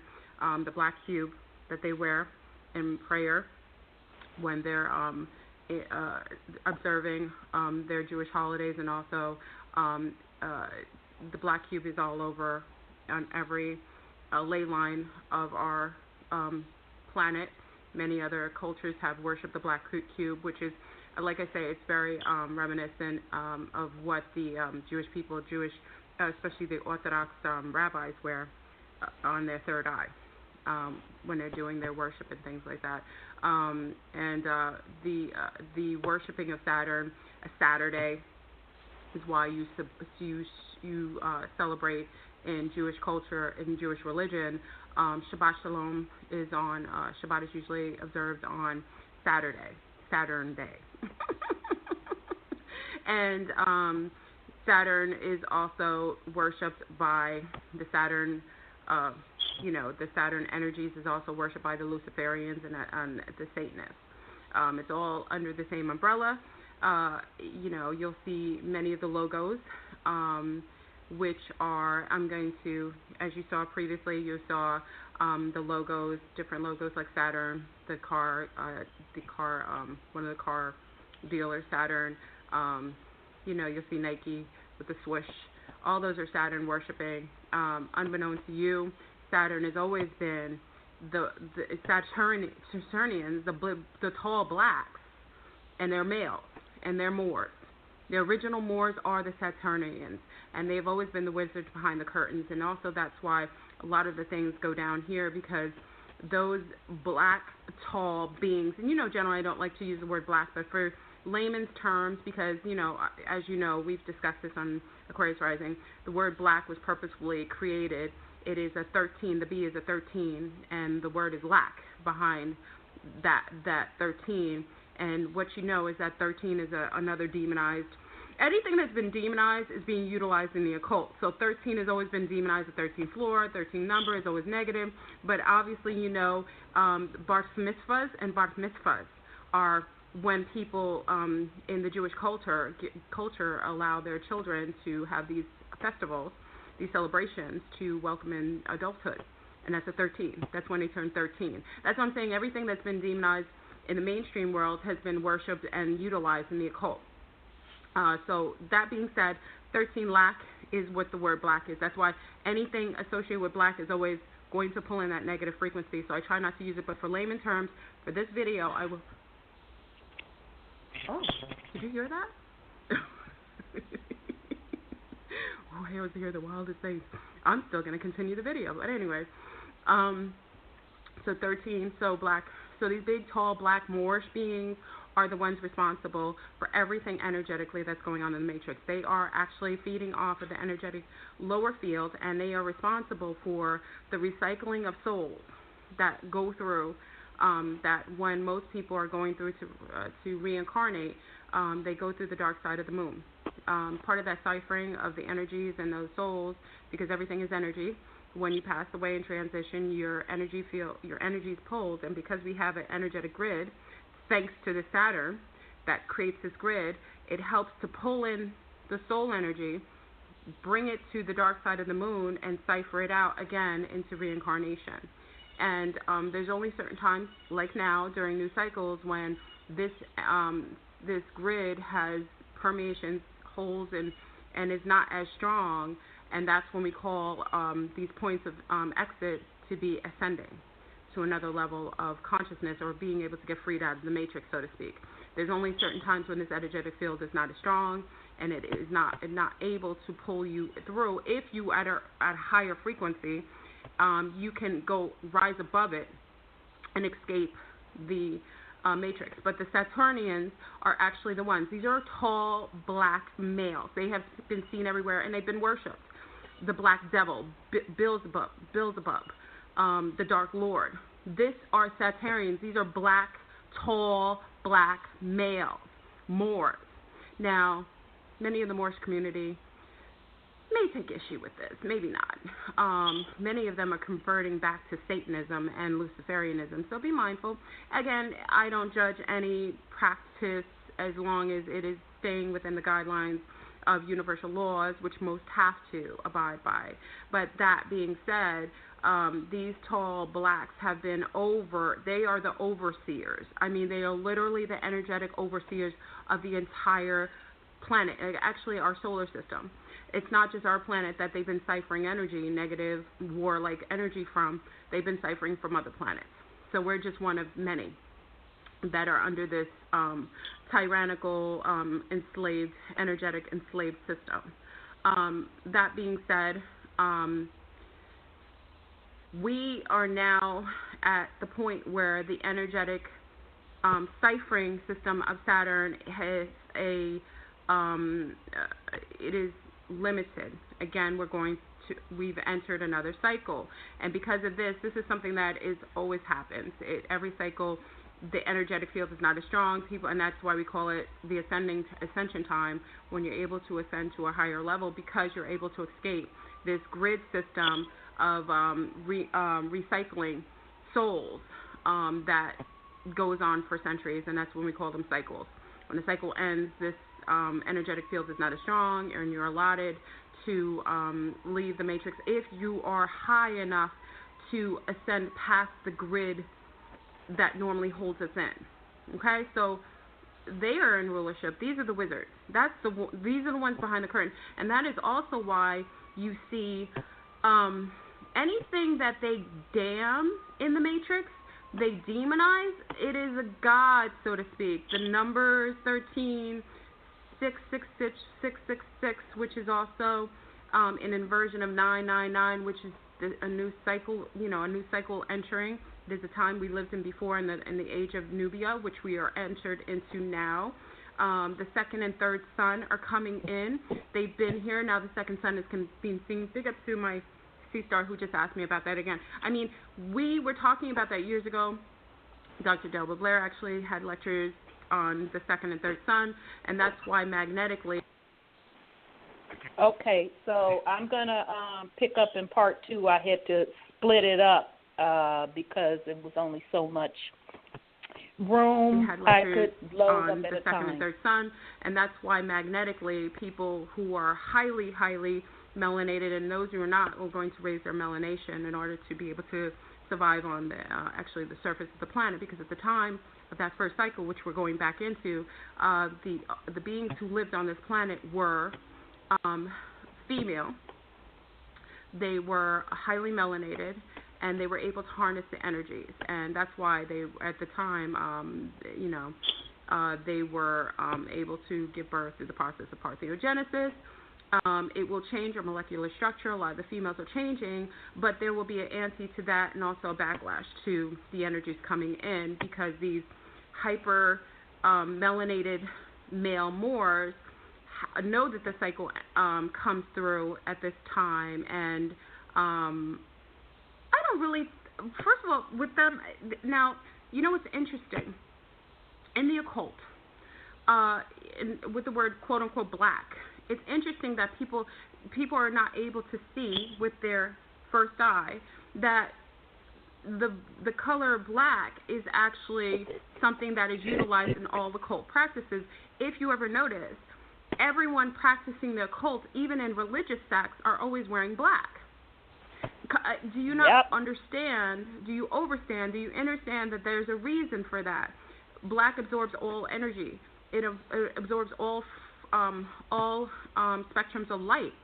Okay, and for that reason, it is worn. If you have it on your skin, you are highly receptive to absorbing that way. But those who do not have that will have to wear black in order to absorb the same spectrum of light and energy field that those who naturally have it on the surface of the skin through melanin.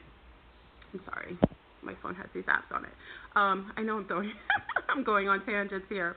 Why is this important? This is very relative, because at this particular time, as divine energies come through and the divine feminine is entering, as you saw with these sea stars, big up to the sea stars who were out there representing for divine feminine coming out. They're being invoked genetically and energetically, because the ley lines are, the energetic ley lines are no longer a factor in suppressing the divine female. And that's why I'm saying that the cycle has ended and another cycle has entered. And because of this, they're being invoked. Now, a lot of bait and switch was happening at the time when the new president was being inaugurated.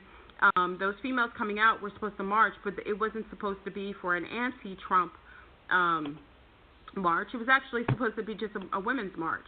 And it was interesting that the satanic cabal, dark cabal, who lost, because I've talked about before that I know for a fact that Hillary Clinton is a Satanist. She's a Luciferian. And that sect that lost in the election are Luciferians. Now, Trump is not a Luciferian or a Satanist. That's a whole nother sect. He's down with the tall whites. This is why many of you have to really get really deep into the information and be able to discern. We're not working on political parties. There's no really left and right. There's different species who are vying for control over this planet. That's all you're seeing. And sometimes it looks like color or different races. It's actually not. It's different species, different entities, different sects. So for that reason, you're starting to see those play out. Now, the Satanist lost. And how do you know this? I say, well, you say, Flurburn, that's not true. Hillary Clinton wasn't Satanist. Yes, she was. And her sects were. They were. And that's why you get all that spirit cooking and nonsense. That's all that Satanist, Luciferian type of behavior, all those sexual rituals and stuff like that. Those are Satanist type of things. And because of that, you can also see why there were Satanists at the anti-Trump march. You would say, why would you see Satanists at an anti-Trump march if Trump was a Satanist? Because he's not. They're marching because they lost. And there's a lot of different parties that were down with that supposed political democratic system. And there's no such thing as a democracy, because democracy, the word itself in fractured form, is democus, which is demon. The word itself is broken into I'm sorry. I always get excited when I make these videos. Demon is part of the word that is utilized in the word democratic. So because of that, it holds that vibration, and that vibration is what was in rulership for a long period of time. We're in another cycle. The difference is the tall whites have taken this election through hijacking. That's what they do, hijacking the timeline. So we're in another timeline. If you're getting this transmission, we're on another timeline where Trump has won, but he is down with the tall whites, okay? That's another sector that is not satanic. It is not Luciferian. It may not be to your liking, but I'm just saying it's not part of that sect, okay? So you say, how did the tall blacks have anything to do with this? Energetically, they benefit regardless. They benefit off of tyrannical and so on, and it's a male energy.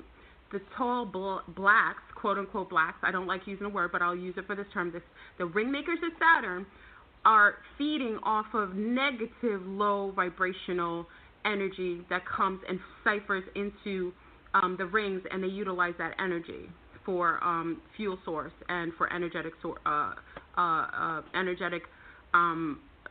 they use their energetic field to power crafts and other planets that they come from. These beings are from a whole other part of the sect of the universe, and they're utilizing that to power and for resources. That's what they utilize it from. It's really not that personal. And you will see their hybrids. Now they're males, but they're not anti-female, but they're not pro-female. They have an issue with divine feminine because it is anti to their pulling of a demonic type of low vibrational warlike fields. You know, when you're low vibrational and you're tyrannical and warlike, they're able to pull that energy and harness it for their own reason. So it's not personal. That's what they utilize it for, those energies for. But when divine feminine comes back, they are not able to cipher from the planet anymore. We won't be a resource for them anymore as we go into the higher energetic fields, at least in the paradigm where the divine feminine goes back into her cycle, which we're in now. That being said, you will see their offspring that's why I'm saying these entities have always been in plain sight. That is why the tall blacks are renowned in the NBA. These NBA players are saying, oh, well, you know, that's sports, and it's no. They place those beings in home court advantage. The NBA players that you see, the tall blacks that you see that are being worshipped in that you know, sports, so to speak, and also in other sports where they're renowned, those are their offspring. Not all of them, but a lot of them. And they're not anti-female, but they are not pro-female. And a lot of that plays out with males enjoying other male company, meaning that they have no necessity for the female. And there's a lot of suppressing of the feminine based on the fact that they're not used to that. They're all males. As far as I know, the Centaurians are males, and they're domineering males. They're not passive, and they're not feminine. They're males. They're males who engage with other males. They have no need for females, so they like that. So this is not something that has to do with, and because people will say, well, is this homosexual? It's really not, though, but it's different. A lot of these species engage in a way, and some of them are asexual. They don't need procreation for females. The only time they've needed procreation is when they hybrid with a female, and that's the only reason they would utilize a female here on our planet Earth. Okay, so these hybrids of those Saturnians are here, and they come, like I'm saying, people are asking also with these bloodlines, why would there be a lot of hoods or people of color that are suffering here? It's not because you're confused. A lot of these species race was created by a tyrannical force that was on Earth that benefited from separatism. That's all it was. It's not even real. A lot of the different species in the Galactic family are highly melanated, so that's what I'm saying. It doesn't play out. And they have no apathy or empathy for those of color because they're not associating themselves with quote-unquote color and race because it doesn't exist for them. They're different species. So these black, tall males are just bouty for their own, meaning their own hybrids. And that's why when you see any of their hybrids, they're not poor. They're not coming from impoverished areas. So when people are saying, oh, I'm part of Anunnaki and I'm part of so on, if you were, just like the Draconians and the tall whites, you would never live in impoverishment. They protect their own. Any true seeds of a lot of these, especially if they're males, they're living in a higher socio-economical field. They make sure that you're born into families that would benefit and be living a life of luxury and abundance. That's a fact. So I know bloodlines based on their socio-economical status. If you are part of those direct bloodlines, you are living well. The only ones who have been suppressed more are those coming from the more divine feminine, which no longer will be, you will no longer be held down because of your feminine, qualities. You will start to live abundantly, especially those from certain bloodlines. So I can tell what bloodline you are based on your socio-economical thing. Because, again, you're seeded into families and into environments that would be cohesive and beneficial and abundant. So that being said, those who are limited, I know, and it's not a disrespect to anyone, it's just those particular higher hierarchy of bloodlines and ETs or extraterrestrials, interterrestrials, make sure that they and their own are taken care of well and live well. Okay? So I know I went on a tangent, and oh my God, the video is so long. So anyway, join me tonight. We're going to get in on it, the Black Cube, the wizards behind the curtain, why black males are being murdered left and right. Those are rituals happening. Those have to do with the draconians sending out signals for no one to rise up. That's actually a way, that's a public executions are meant to mess with your mind. It is a way to keep those in line who they feel are going to take advantage of these new energies of the new cycle. But it's a fact. This new cycle's here. Regardless of what you like, I'm saying I'm being sponsored by the Andromedans. The new cycle's here. The melanated female is holding head of household for this new cycle. And the females will hold cycle for this. But she is head of cycle. Just like before, it was the melanin recessive male had last cycle as head. The new head of household is the divine female, but she is highly melanated. That is why you're seeing all these brown females coming out of sleep. Their hair is becoming more natural. It's because they're coming back into their own. Because we're going back into the first cycle, which was the Nubian cycle, where all the divine feminines ruled over this planet. They were the heads, and the backlash of our fall was, you'll see remnants of that with them covering the females in a lot of the Middle Eastern and African nations, because the males remember when these females were head of the last cycle, and they didn't like how tyrannical they were. So, welcome to Divine. You are here to stay, and please hold your power with some integrity. There's no reason to treat the males and disenfranchise them. They're beautiful, and there's a lot of divine males that are down with the feminine cycle coming in.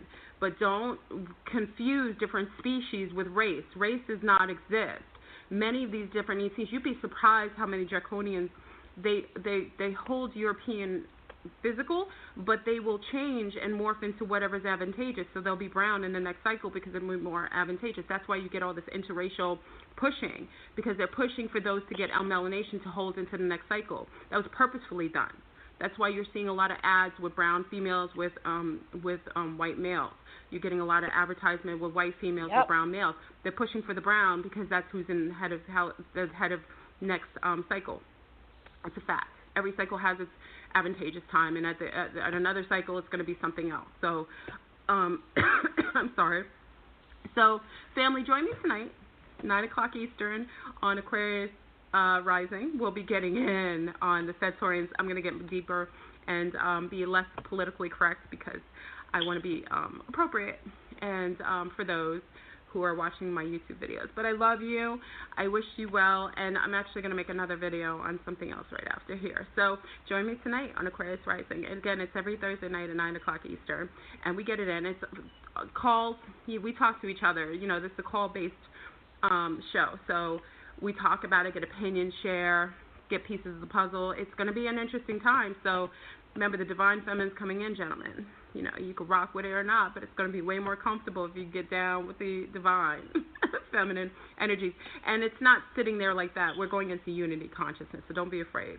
It won't just be women being tyrannical. No, it'll actually be more cohesive as soon as women heal their a lot of what's happened with the last cycle, and as soon as they heal, we'll go back into unity consciousness, which is really where we want to be. We don't want too far to the right with too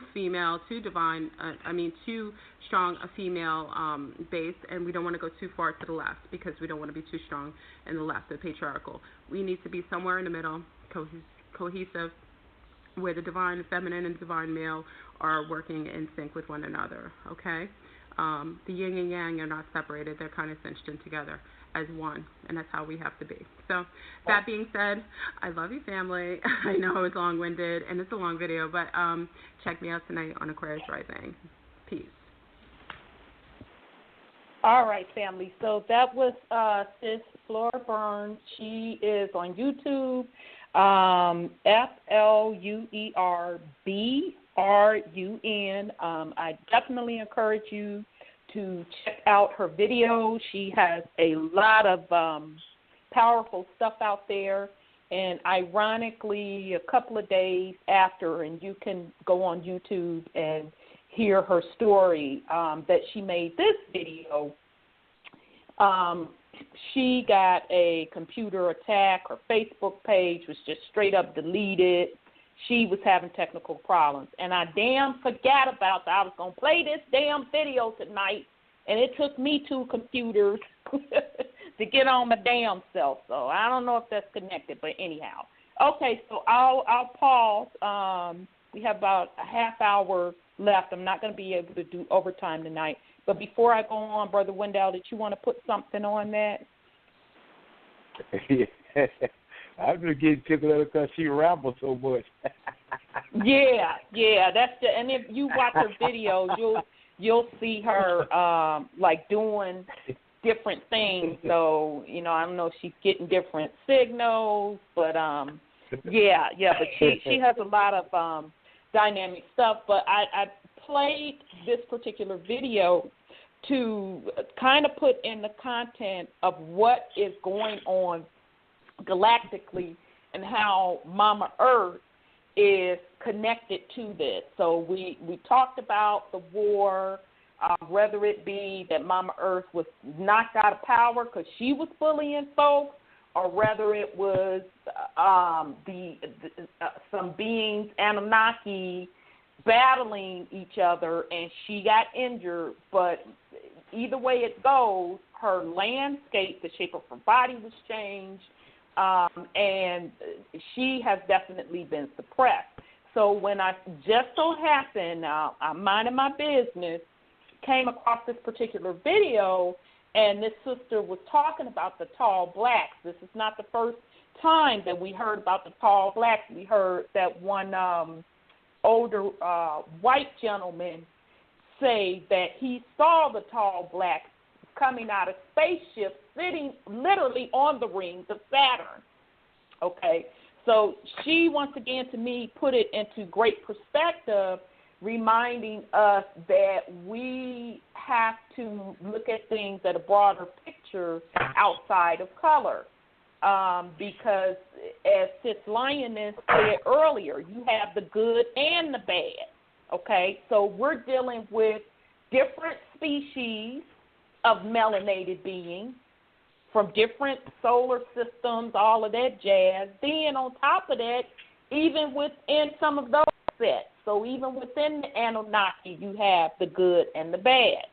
But either way, we do know that this planet has been captured by some particular beings, and it would make sense to me that the planet is in the shape that it's in because she's out of balance and there is too much male energy.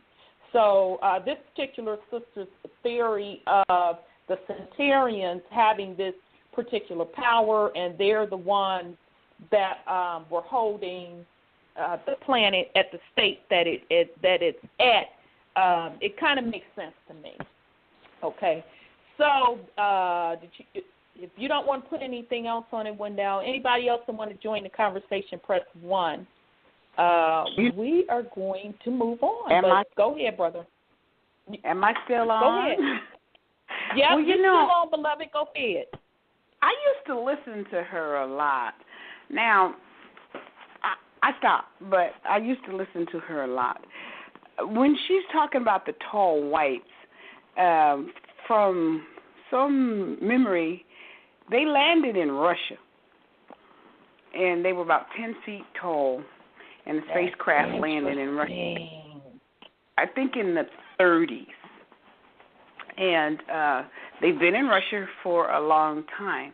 Of course, Russia-backed manufactured from vehicles when Stalin shot down extraterrestrial craft. So Russia has a lot of technology of that kind of stuff. But the tall whites also interact with the people in Russia. And that's where the theory of the men in black was born, I believe, because they walk among the people there. And I've seen some of the children that they have had. So, but then you look at Russia, which is close to the Caucasus Mountains, which the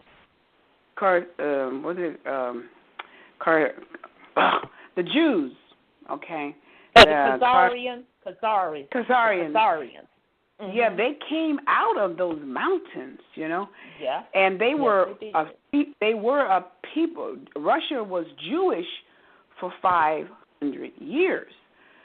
So, I mean, I may understand what their point is, that she says the tall whites are the good people right now, and Trump is backing them, because Trump is definitely backing Russia.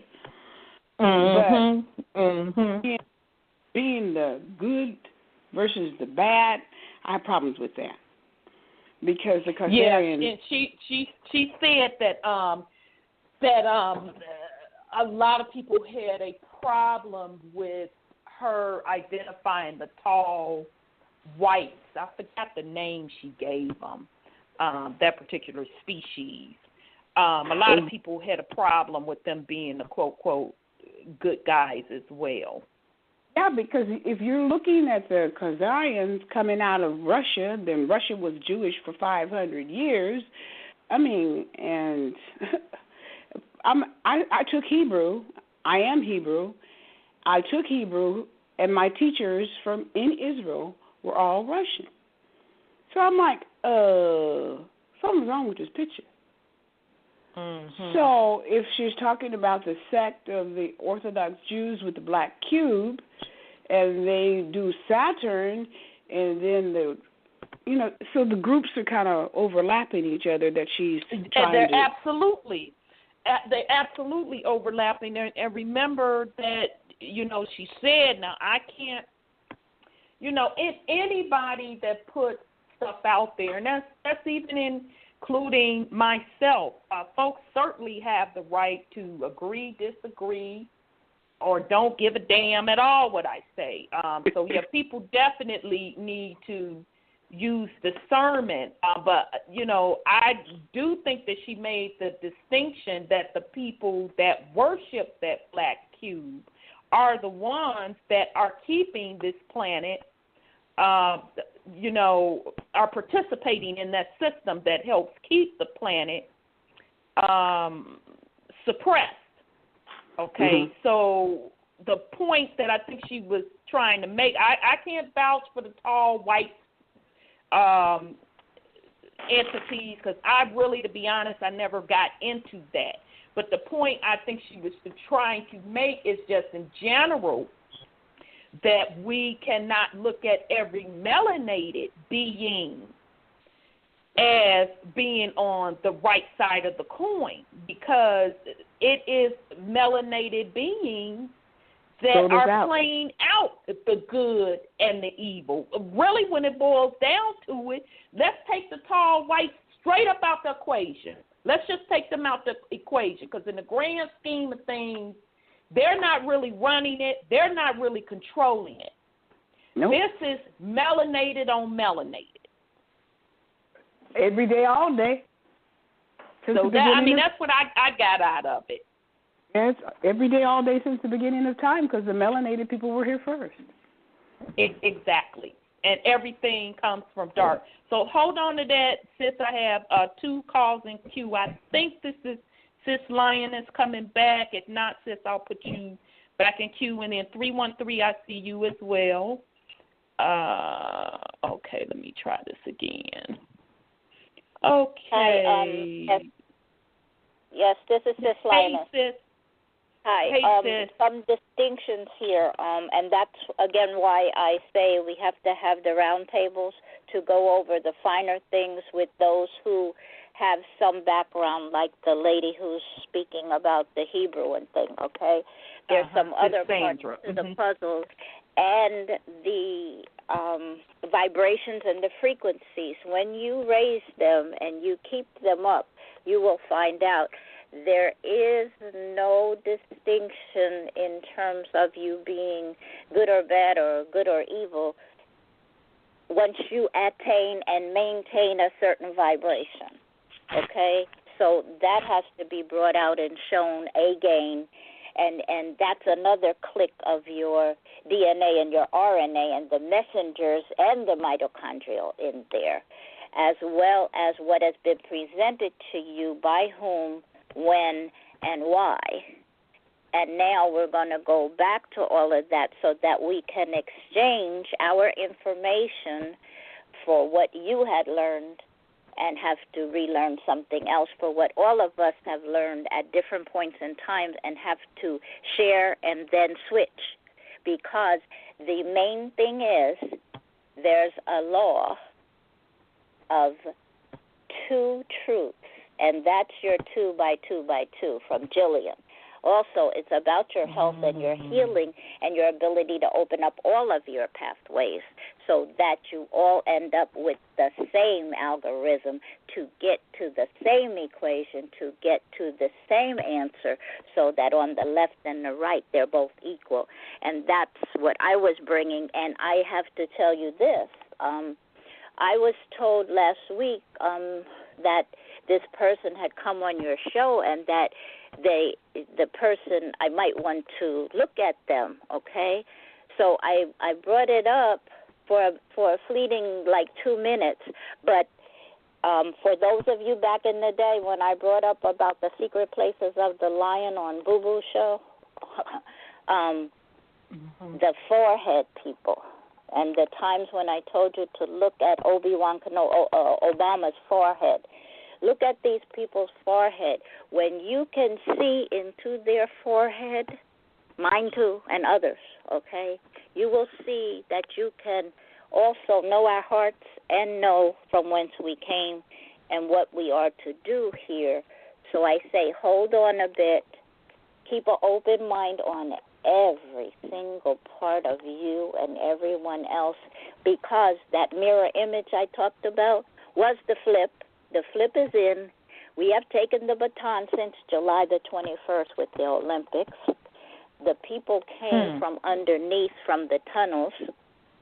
Abe, Japan, what just happened with Abe and Trump, Red Shield, the red tie one. There's 2 of him. We put that out there early. Just hold on. It won't take much longer for the another flip to happen. This whole process takes a while because it took a while to get there, and it is that feminine energy is back in. So hold on, and when we work together as the cadre to get the rest of the story out, you'll be so very, very happy. Okay? Thank you. Wow. Okay, thanks, sis. I'm glad you came back in. Thanks so much. And 313, I'm not sure if you dropped off. I don't see you anymore. I apologize. Just get back in the queue if you still want to put something on it.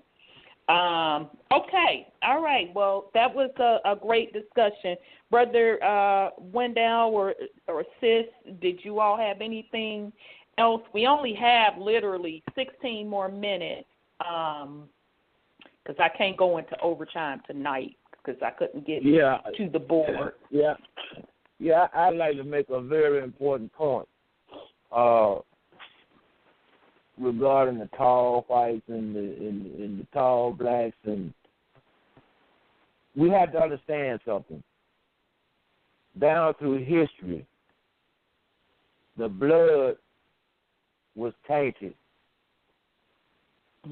And now you have people who look like Caucasians who are actually not Caucasian. They are melanated people.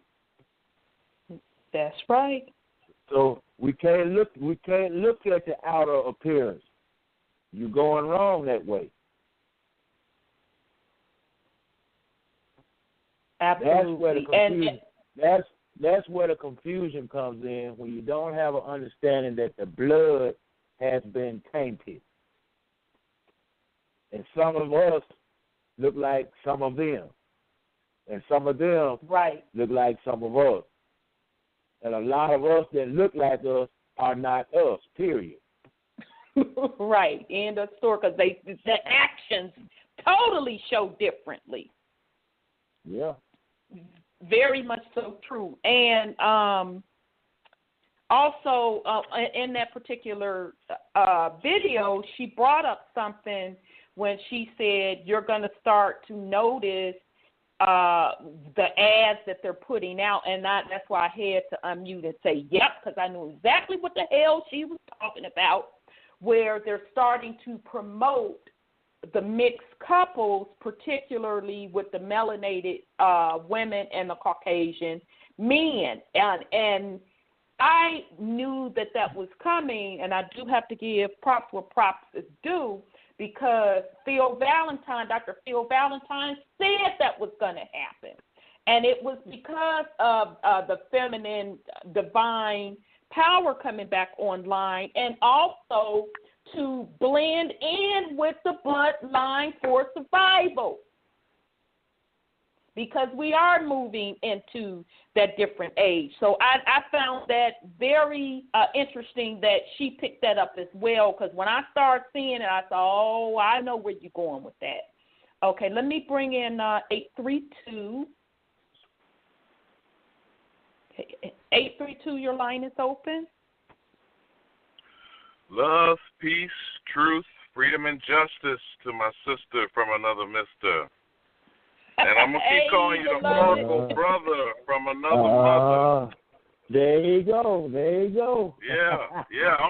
I'm going to blow up that third eye window. Blow it up, girl. I've been on a constant loop re-listening to James Dunn, and I'm going to tie the two together in the transfer commentary about Lady Liberty, the Black Harriet Tubman 20, and the question that has been kind of used in a pejorative, derogatory Aunt Jemima, if you will, from Oprah doing that skit on Saturday Night Live, by the way, if you didn't see that before. I didn't see it. I'm going to have to look it up. To how Leslie Jones is used on Saturday Night Live, and even in that Ghostbusters movie. The way I still didn't get a chance to check into the was it Minnie Mark? What was the Walker, the first Walker he said? Maggie Walker and Madam C.J. Walker. Yeah, it was Maggie Walker established, I think, in 1903 what would become eventually either Dow Jones or some variation of what was actually Black Wall Street for us. But when they firebombed, as the Gap Band said, when they dropped the bomb on us in Greenwood, Archer, and Pine, we have never really understood that the matriarchy that's been allowed through chattel slavery up into being ghetto fabulous in the project today, it hasn't been purposeful, but it has been expressed. It's negatively reported when you're talking single female, head of household, blah, blah, blah, 75% out of wedlock birth. It doesn't matter what our actual intentions are if the biological imperative, if the cultural, sociological expression, we have been a matriarchal system inside a patriarchal oppressive society, probably for most, if not the entire time of 400 to 500 years. I mean, I think the real problem is not, and Wendell is probably just as straight, heterosexual, married, divorced male as I am. You damn right. Didn't have enough. You damn right. we didn't have a problem with our women being not so much in authority or in a strong position as in working in collaboration. I mean, handing over my wallet, and turning over the operation of the household is effective. If you're not, if your manhood and your ego isn't, and I don't want to even say in check, is not in question. Because I'm rambling a little bit here, Rhonda, but from black women on their side now, let me back up a second and add one other thing too. And I've had this problem with black women on a personal level for a couple of reasons. Number one, in my entire life, and I'm knocking on 60, I've never had a woman ask me about her beauty, her essence, whether it should be blonde, bleached, dyed, whether it should be natural and closer to Mother Earth. I'm going to use that in quotation, air quotes here, as your topic of discussion today. And ultimately, on the female side of how homosexuality has been promoted within our specific community. I know Wendell, I can't speak for Wendell, but I'll speak for myself. Most straight black men aren't rump rangers and are encouraging such behavior. It is usually the females in our community that give cover, that give support for the, and I'm not talking about attacking homosexuals. I'm talking now in the kind of the political dynamics that's going on in the black community that's not really being discussed, Rhonda. So when I'm hearing what you're saying, I don't have a problem with a lot. The only commentary I make or critique does she sound too much like a Barbie Valley girl, and the giggling almost destroys the messaging. So whether you talk to her or not, if someone needs to pull her apron string and get her to understand, if you start discussing stuff like this, it's already borderline with people thinking it's conspiracy theory, it's alt facts now, the new Trump America, alternative facts, it's bogus. And then you're undercutting yourself with that sniggle, giggle, you know what I mean? Schoolgirl kind of sound that comes across with her messaging. I'm not saying this to drag the sister down. I'm trying to be objective here about the content and the delivery, because you got enough barriers out there for people to actually be opening themselves and being receptive to probably what a lot of what she said was very legitimate. Then you got, we already know we're dealing with the dynamic of the white man's ice is colder. So you had to make reference back to, I'm not saying you intended that, but it's just interesting me just listening and the audience. You had to make reference back to some white male claiming he was abducted or went through an experience of watching these possible Anunnaki giant black, in quotation marks, people. Now I'm supposed to imagine they sit on the rings of Saturn. You follow what I'm saying? I mean, I guess, but I'm trying to. No, but I'm using this as a comparison. He might sound more authoritative, saying something even more outrageous and bizarre than the sister who was really bringing out some probably more scientific and rooted factual information. But she sounds like I don't know, she might have been puffing a little bit. You know what I'm saying, Wendell? Yeah, it's just, I've listened to her, and it's just her personality. That's what I'm picking up too. I'm a real honest. That's just her personality. That's just her. That's just her personality. I agree. What a lot of people have problems with is accepting a template of what somebody ought to sound like and what they ought to look like. That's bullshit.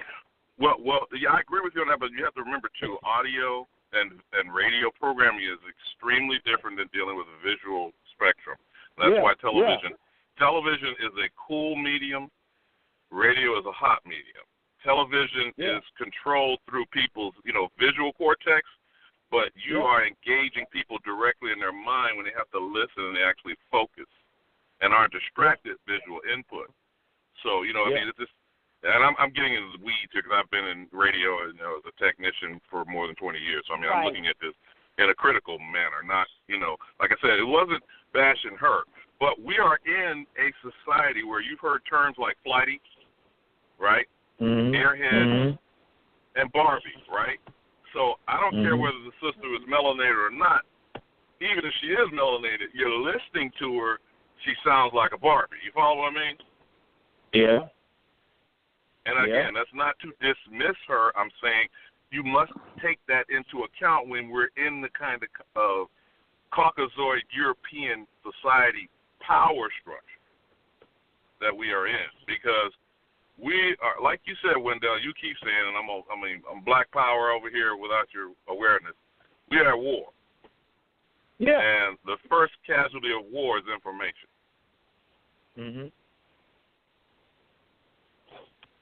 And we don't have enough troops. Hell, we probably have close to zero. You know? Right. And again, I'm saying this out of goodwill and being positive. Whether or not you have some personal contact with her or not, Rhonda, I wanted to offer that. Right. Well, I'm definitely not going to. Yeah, I'm not going to tell her how to run her stuff because I'm gonna be real honest with you. I have personally had. Damn, y'all, we only got 4 minutes. Oh, we're gonna have to definitely part 2 this next week. But I have personally had people email me, trying to tell me how to do my shit, and I cuss them out. This is my shit. I get that. No, I get that. I didn't mean it for that reason. I wanted that. No. I hear what you're saying, but yeah. Right. But I want to say one thing because I know we're short on time. Yeah. Oh, I got you, my sister. Like I said, I mean, I support you 100%. Even her. And I know you do. But I feel for her because I've been there, done that. You know, and people have the option of not tuning in. You don't like my message. You don't like my delivery. If it's not for you, that's okay. So I would never criticize anyone that puts out this type of information. They take their time, they do the research. However their delivery is, if they're not being disrespectful to anyone, if I can get some value from it, if I feel it's true, me personally, I'm going to support them. Ain't nobody coming up in Rhonda's house telling Rhonda how to run her house. So, but I hear what you're saying. Don't get me wrong. I'm not saying it's constructive criticism. Imparting. No, I hear you loud and clear. The one last thing, because I want the information to be received by as many people as possible in a positive way, and I know that's ideal. But the other thing that you said, because I brought up the two walkers, the Harriet Tubman and the Lady Liberty coin. And it's Maggie L. Walker, yes. Okay, the thing of it is, and we'll have to get back with you and try to get in earlier, maybe the next week or the next show. With Wendell and I, as brothers, you made a comment about you're the programmer and we're the implementers. I'm paraphrasing now. I don't know if you remember saying that, about how we can impart to our people collectively as couples, particularly men and women, not these pseudo lifestyles that's being forced on us by the society at large, that for us to succeed going forward, there will be more input and resources given to black women because they're already placed strategically in corporate America and in education and academia. But we don't have the reason, I'm talking about black males particularly, don't have the resources to empower ourselves and to be the soldiers with the generals like Oracle brother here. I know you know where I'm going with this, Wendell. We got to be realistic on making this happen, and if it's going to be put in your hands, all I need is a strong, serious sister that understands what I need to get done. I need the resources. So that's what I don't know if that's your intention or where you're going with the next level of this conversation, but that has to be a part of not this. This shouldn't be intellectual masturbation. Okay, you know what I'm saying? We should be moving in a progressive fashion where we're giving a template and a blueprint for the next generation, probably for the one after that, because we kind of screwed up this one along the way. And thanks for the time, sister and brother. Yes, sir. Okay, beloved. Okay, brother, peace and love. So, family, we literally have 40 seconds. I'm not for sure if we're going to get cut off. I'm going to keep going, but if we do get cut off, we're going to pick back up into part 2. So we'll see here. Okay. All right. So where I wanted to start next, we definitely talked about ascension. So we talked about on this show multiple times about keeping your vibration high, making sure that you're staying in balance so you can be able to handle the new energy